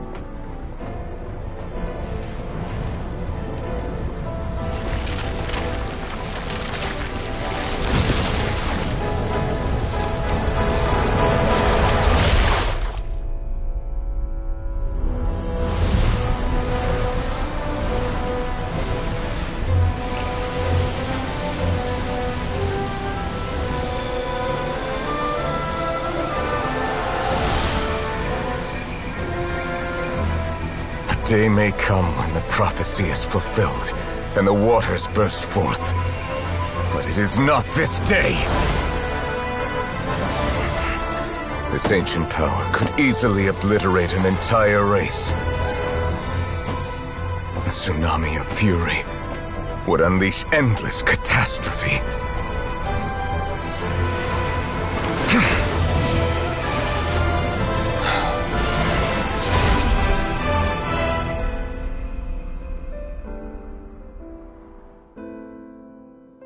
This sentence is too severe. Forgive me for overruling it.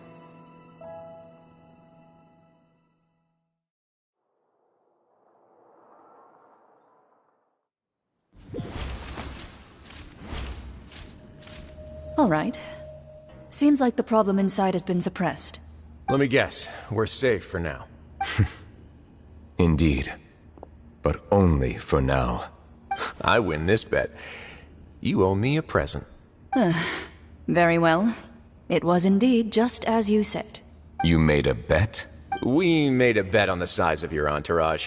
Cloran thought you wouldn't come down by yourself. I figured you would have at least brought a few people along for appearance's sake. It appears I underestimated just how confidential the mission was. Shouldn't you have gotten used to confidential missions by now? That's just how the courts operate. So what gift must the loser give? Tea? He already has tons of tea in his office. I'm thinking about a set of legal codices. That wouldn't happen to be a dig at my lack of legal awareness, would it? Well, I'm sure His Grace doesn't consider the fortress to be outside the law. I was under the impression the residents of a place like this would be uninterested in the legal codices. That was obviously a joke. Anyway, you've still got some unfinished business to attend to in the overworld, correct? No need to stay here if you have a pressing matter. We all know you can't leave Palais Marmonia for long. Thank you. I hope everything went smoothly with the Fatui Harbinger.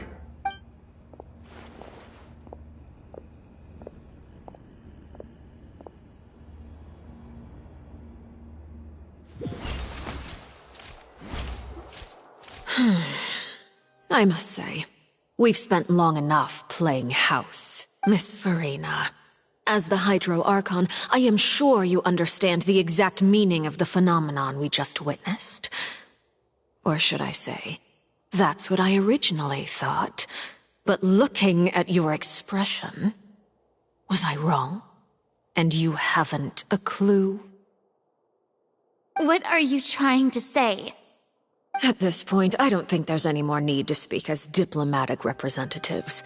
Allow me to speak to you now as just a Fontanian. You know the prophecy by heart, and also that every part of it is being proven true. Yet, Here you are, relaxing, drinking tea, and eating desserts as if it's all nothing more than a few stray bugs in your garden. Do you really think that's acceptable? The prophecy's hanging above our necks like a guillotine. Every faction is looking for a way to either avert the disaster or save their own.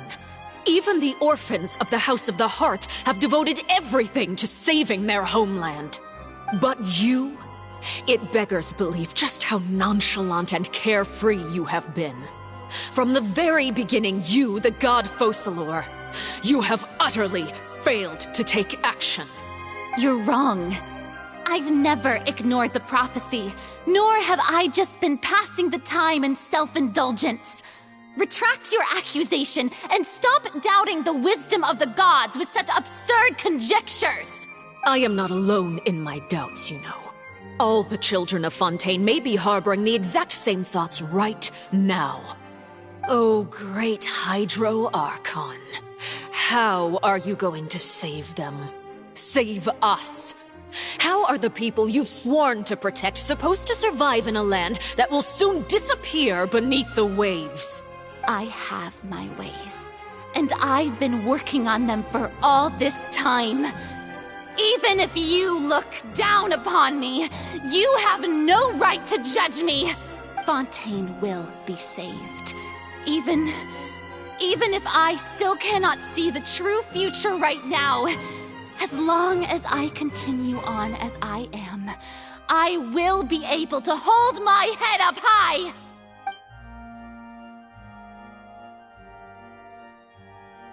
Then I ask you, Miss Farina, just what have you been working on? Where can we see it, and what is it doing to help?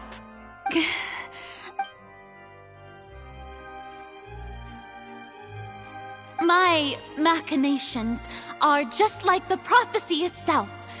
They will only reveal themselves at the fated time. It is just that beings like yourselves are unable to perceive them as of yet. I see.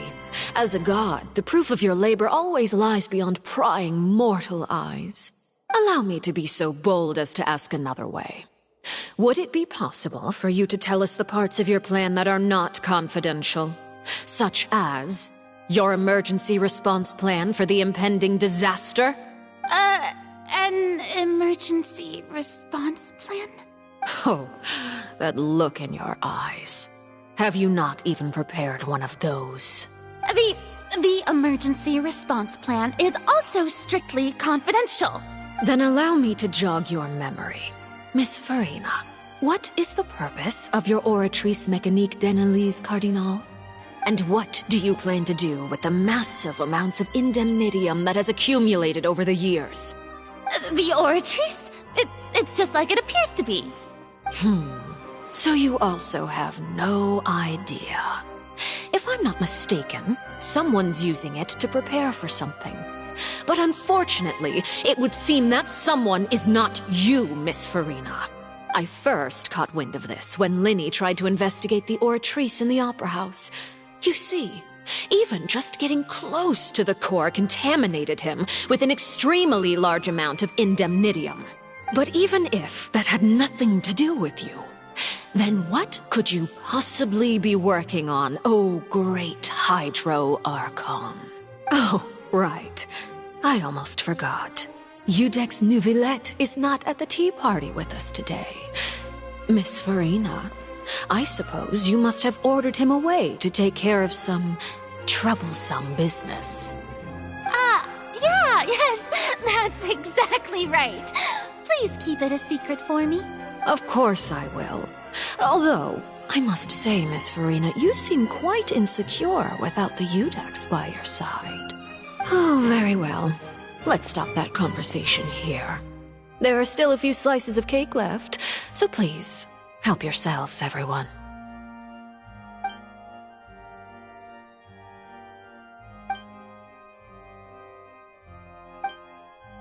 Traveler, I heard that you were recently commissioned to handle a few matters on behalf of the Udex. Why don't you take an extra slice of cake? Those who work hard deserve gratitude and praise. You too, Paimon. Thank you. Paimon will take you up on that offer.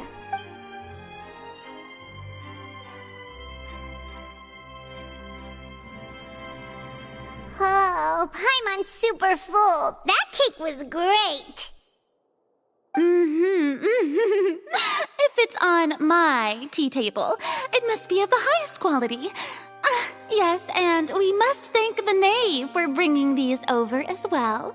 You're welcome. I'm sure the cake also felt greatly honored to be featured at Miss Farina's table. And I was merely catering to Miss Farina's tastes, seeking a chance to chat over tea. It is getting late. Why don't we call it a day? There are still a few matters that I need to take care of, so I must take my leave now. Very well. We'll end it here. Mind seeing me off, traveler? We could use the opportunity to discuss Child before I must be on my way. Paimon's coming too!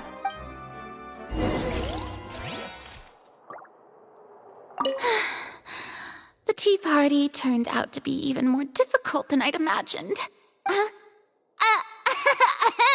Why are you looking at me like that? Is something the matter? If there's nothing urgent, then I shall be retiring for now.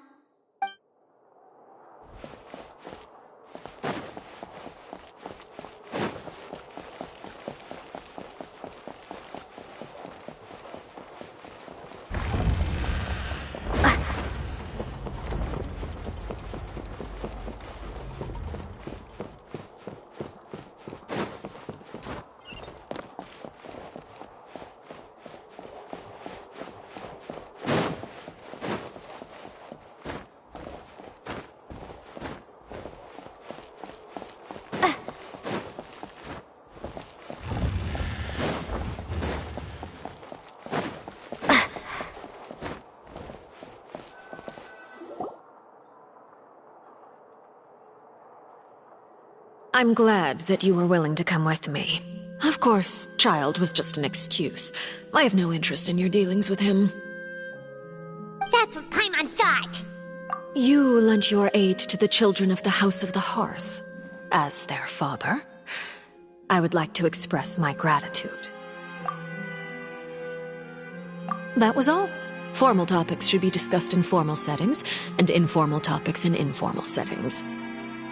I know you just returned from the fortress of Meripede. Relax. I have no intention of trying to get anything out of you. Linny, Lynette, and Fremine are still there, and I trust their judgment and abilities. They've all been working very hard and have always done all they can to fight back against anyone who tried to stop them. Especially Linny. You mean Ridesley. He's a tricky one to deal with. It's unfortunate that Linny's so eager to prove himself that he can't learn to rely on others, including me. By the way, and you can just consider this a bit of idle gossip, but what's your impression of Farina?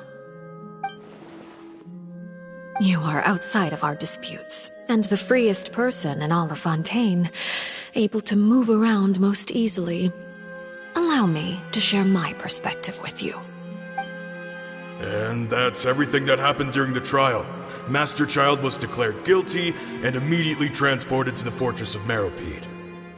Didn't he say he was coming here on vacation? Does he not feel an ounce of shame for all the trouble he has caused? Forget it. He did give us an opportunity. I will be meeting someone shortly. Do you require help with any preparations? No need. I will take care of it myself.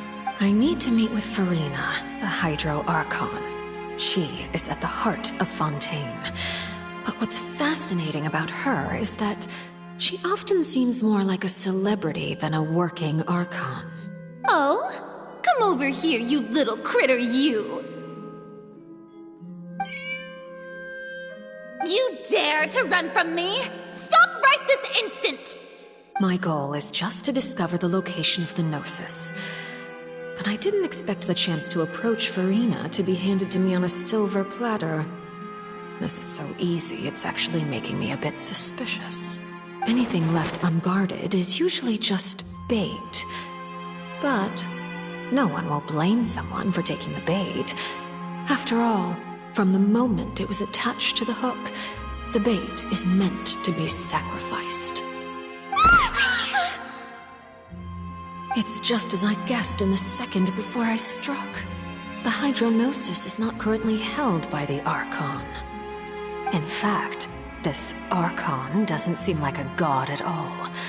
And I sense that she's under some kind of curse. Who are you? And what are you trying to do? Please don't kill me!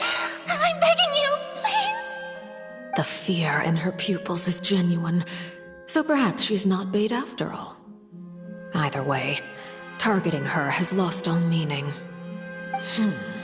I left the scene with ease. Nobody came looking for me, and nobody could serve as a witness to my near assassination of Focalor. I suspect even Farina dares not mention this incident to anyone. Not long after, my informants confirmed what I had guessed.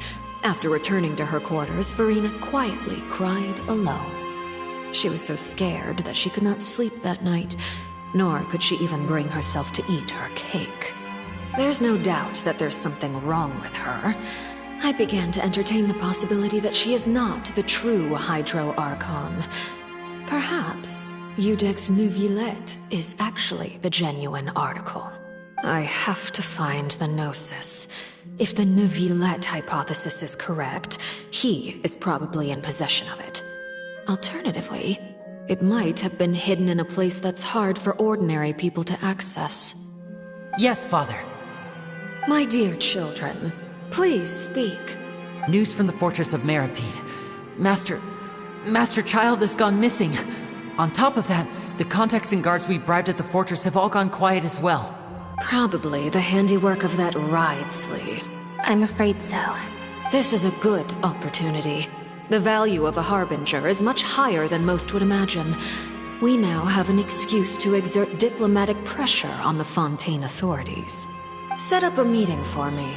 I would like to meet the Hydro Archon and Iudex Neuvillette. Oh, and I have an additional mission for you three. Yes, Father. Tartaglia's disappearance was not a part of my plan, but I can use it to make a breakthrough. With this as my excuse, I can ask for an official audience and continue my investigation of Farina and Iudex Neuvillette. The initiative belongs to the House of the Hearth. My wish to investigate the fortress of Meripede will be a front. Lenny and his group will be responsible for the actual intelligence gathering.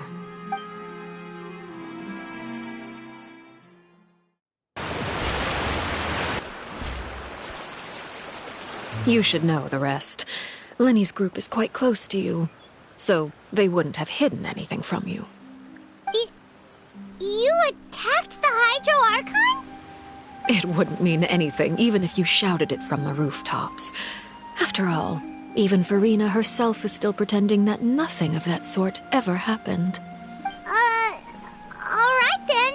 I've now had 2 chances to enjoy tea with Farina. I have to say, the leadership of Fontaine is even more inscrutable than I had imagined. I once surmised that Iudex Neuvillette must be the Hydro Archon, but now, that doesn't seem right to me either. I am a servant of Her Majesty the Tsaritsa. Over my years of service, I've learned how a real Archon conducts and carries themselves. Whether Iudex Neuvillette or Farina, neither fits the bill. It's hard to imagine either of them as the Archon. Of course, that is all just how I feel. Gut feelings often do not require justification. It is, however, quite amusing to me that after all my years working in intelligence gathering, I've come to realize I am at a complete loss regarding the identity of the god of the land of my birth. Don't you think Fontaine is quite intriguing? A catastrophe looms, yet many secrets have yet to rise to the surface. It looks like Fontainians will have no choice but to save themselves. Ultimately, though, one must survive in order to do anything else. Should the need arise, I would be happy to cooperate with you. You don't need to commit to anything right now, of course. I have a feeling that the situation will continue to evolve, and as your name is often connected with noble deeds, I'm sure we will work together someday. He certainly returned quickly. You must want to catch up with each other, so I'll leave you to him.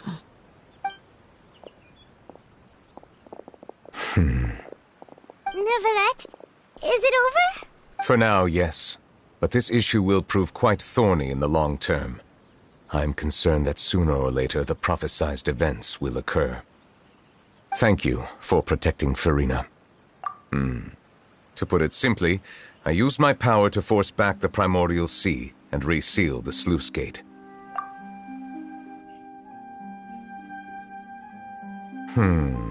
So as expected, the knave has turned up the pressure on Furina. She's trying to feel her out, though I'm still unsure as to her motives. Permission granted. Whoa. It can't be that you're the real Hydro Archon, right? But that's just a speculation on our part, though. You can't tell us? Then that's okay. We can talk about something else. We won't try to force you. You guys in Fontaine are super strange. If by the phrase, you guys, you are referring to Furina and I, then although I'm not sure just what you are trying to imply, I must clarify that I do not share her positions on a multitude of topics. I believe so. The fortress has a long and complex history. It has seen much grief and suffering. And now, another catastrophe will soon be upon us. I mourn this turn of events. Huh? Why is it raining all of a sudden?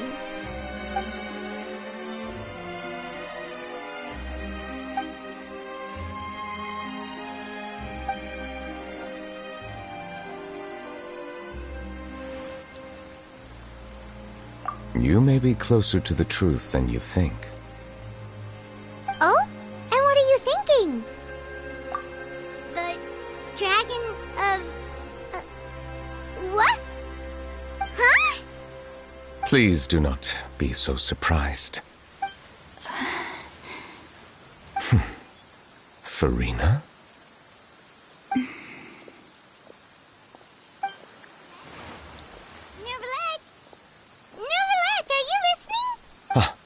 My apologies.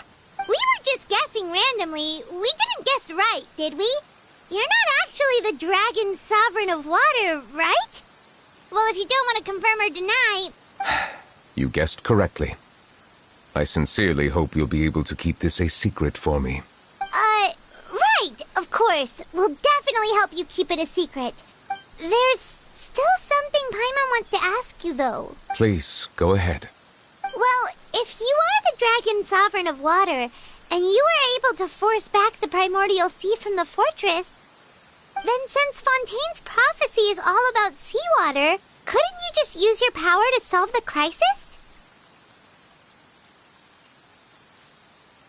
None of the currently living dragon sovereigns in the world, myself included, possess our full dragonhood. They say that when the first usurper arrived on Tivat, they seized a part of the dragon's power. Today, that stolen power is the basis of the Archon's authorities. There are 7 elemental Archons and 7 matching dragon sovereigns. The dragon sovereign of water who lived through that era perished a long time ago. As their successor, I know far less of that part of our ancient history. In any case, I believe I will not be able to do much unless the Archon disappears and returns their elemental authority to me. Given the status quo, however, I would recommend finding another way to deal with the prophecy. Oh, so even you can't solve it. I still have some urgent matters to attend to at my office. If you have any more questions regarding ancient history, you are welcome to discuss them with me at a later time. Please go right ahead. There's a place that Paimon wants to go too. Traveler, why don't we pay another visit to the Fortress of Meropide? Paimon is a little worried. We'll see you another time. Take care.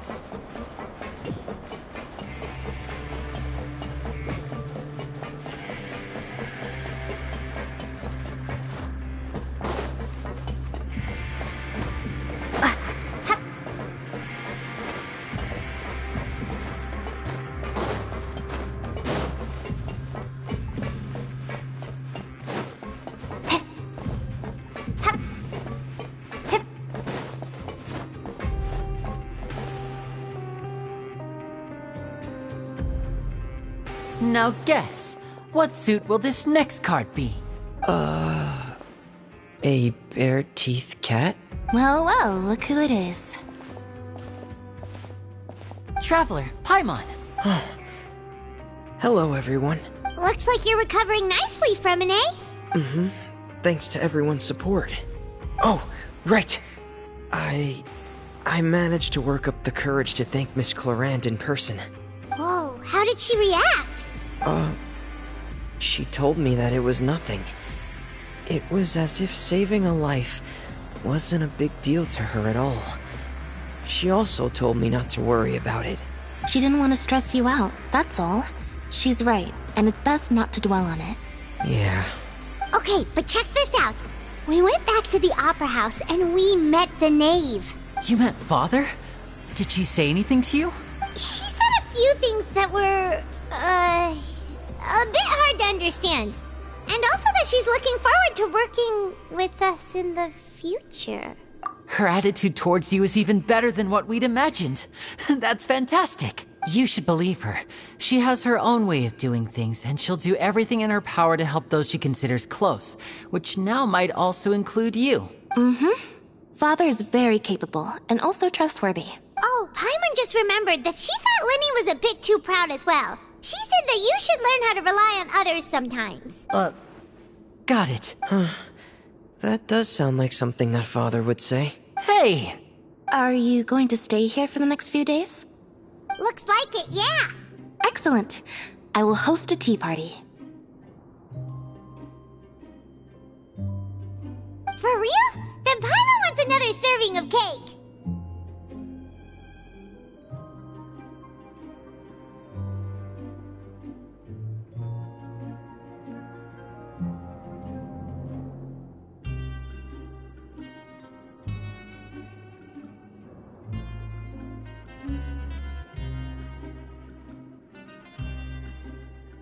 Another implies that you were already served some delicious cake while you were up there.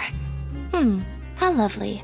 Well, next time, you're going to have tea and snacks with us.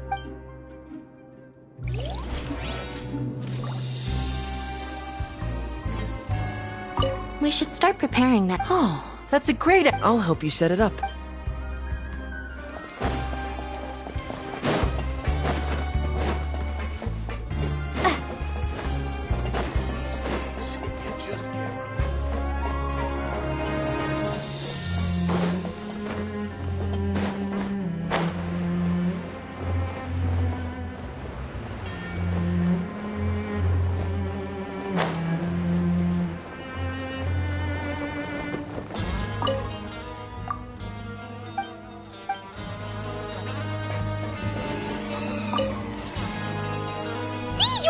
Traveler! Paimon, you're back!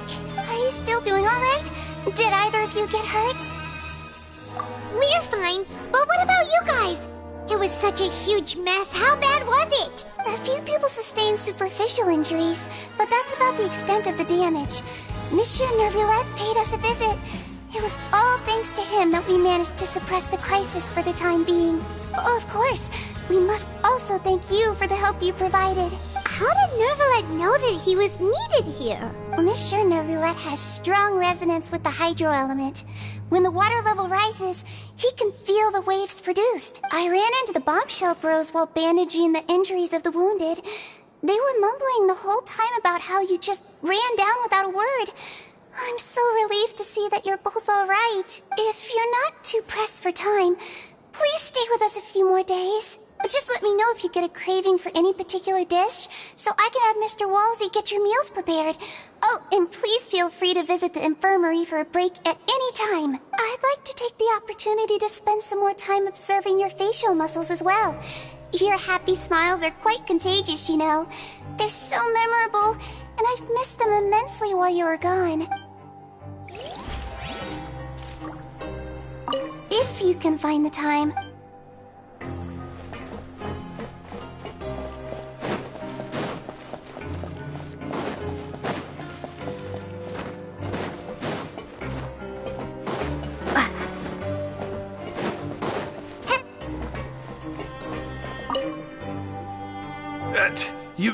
You guys are back?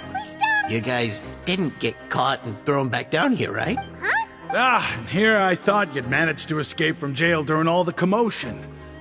I'd held you up as legendary jailbreakers, but now you're telling me you just never left? We're sorry, but we just had some business to take care of. All right. There's no need to get caught up in the details. We're just relieved to see you. He was super worried about you, you know. Hey, it wasn't just me. Weren't you super worried as well? Something. I was also transferred to work in the kitchen a few days ago. I can still hear Quisto mumbling to the carrots. Are those two all right? Do you think they made it out alive? Whenever he'd say that, I'd tell him I'm sure they're fine. Wherever they are, they're kicking back with drinks in hand, enjoying the lovely scenery. Hey, there's nothing wrong with worrying about your prison pals. Is there? I mean, considering how they always love listening to all my gossip. These two. They sure are a lot warmer and friendlier than when Paimon first met them. Oh, well, if you say so. I'll be watching you to make sure you finish every last bite. Hey, You want to cook for me? Why not? Good.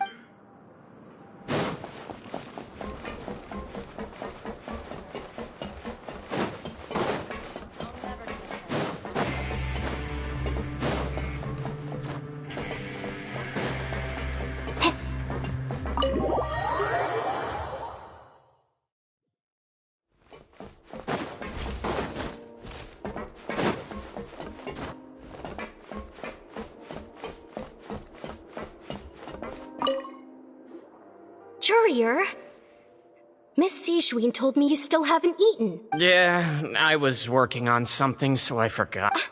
That's no excuse for... Huh? It's you two. Courier, Lurvine, we're back! Hello there. It's been quite the mess here recently. How have you been? And you? Are you still taking the secret passageway from the infirmary to work on the ship? Yep. That is still top secret, though.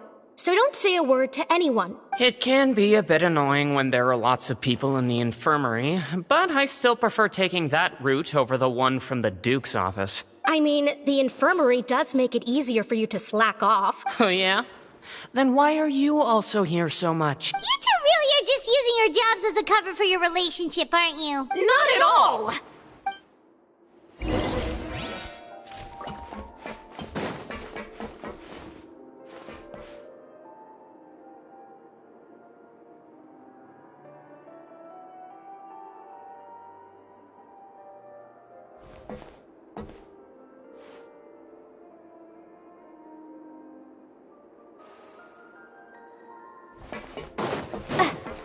Courier, the rumors about us are literally everywhere now.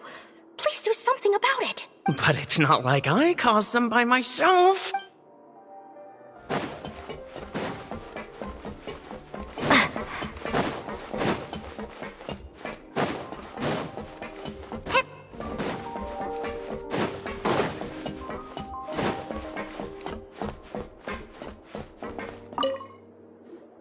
Do my eyes deceive me, or did I just see two inmates come back after making it to the surface? Some strange winds blowing of late. We wanted to see how the fortress is doing. Is everything still all right? We're fine, for the most part. Neuvillette came down and took care of the worst of it. If that's the case, why don't you just ask him to stay here? Oh, yeah, what a brilliant plan. Let's go convince the Udex himself to exchange the Courts of Fontaine for a puddle of water in the middle of nowhere. He came here in a hurry and left without even stopping for a cup of tea. He did remember to take Miss Sijween's gift with him, though. He sure sounds super super busy. Miss Cloran has left as well. She also took her gift from Miss Sigeween. Were the gifts milkshakes? Nervalette got the milkshake. Cloran received lipstick instead. Those aren't even remotely alike. Well, it's Nervalette's own fault for making Sigeween worried about his health by working so much. But besides that, our head nurse is still pretty fond of picking out beauty products for the ladies. Oh, and I have some gifts here for you as well. Are these from Sigeween too? Nope, they're from yours truly. You've already wrapped up your work at the fortress, so you can return to the surface at any time. You haven't yet served your full prison term, however, so you may continue to use your cell until your term is up. For real? Then we could stay here for a really long time? You may access the cafeteria for free. Hooray! Just remember to come complete your paperwork once it's time for your release.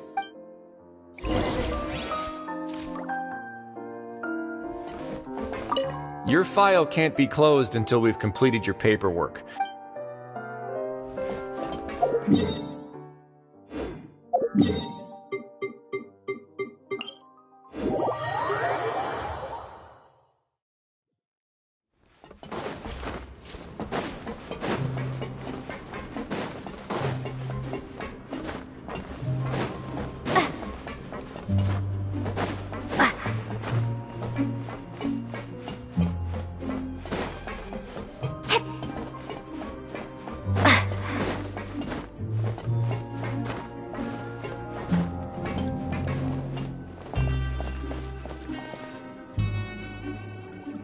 We're back in our cell again. We're no longer prisoners, though, so it really doesn't feel the same. Sure feels that way. But the truth is, we never did anything bad to begin with, so I'm not sure why we put so much pressure on ourselves. Huh? How did you know? Hey, that's not true! All right. Okay, Paimon just wanted to say that we really are an amazing duo after all. It's like we've now gone to so many places together and become friends with so many people. We've never stopped traveling or stopped meeting new friends. There are so many bad things in the world, and we're just two people, but we've still been solving problems no matter where we go. Isn't that pretty cool? You're counting Paimon today? Aren't you the only adventurer here? Then let's ask Catherine to give Paimon an adventurer handbook as well. Paimon will also be an adventurer from today forward. Just our thoughts making Paimon giddy. Paimon's gonna crash, so you sleep soon too. The last time we fell asleep here, we woke up to a whole mess outside our cell. The primordial seawater nearly rose up. That was so scary. We should be safe now, right? All right then. Good night to you, traveler.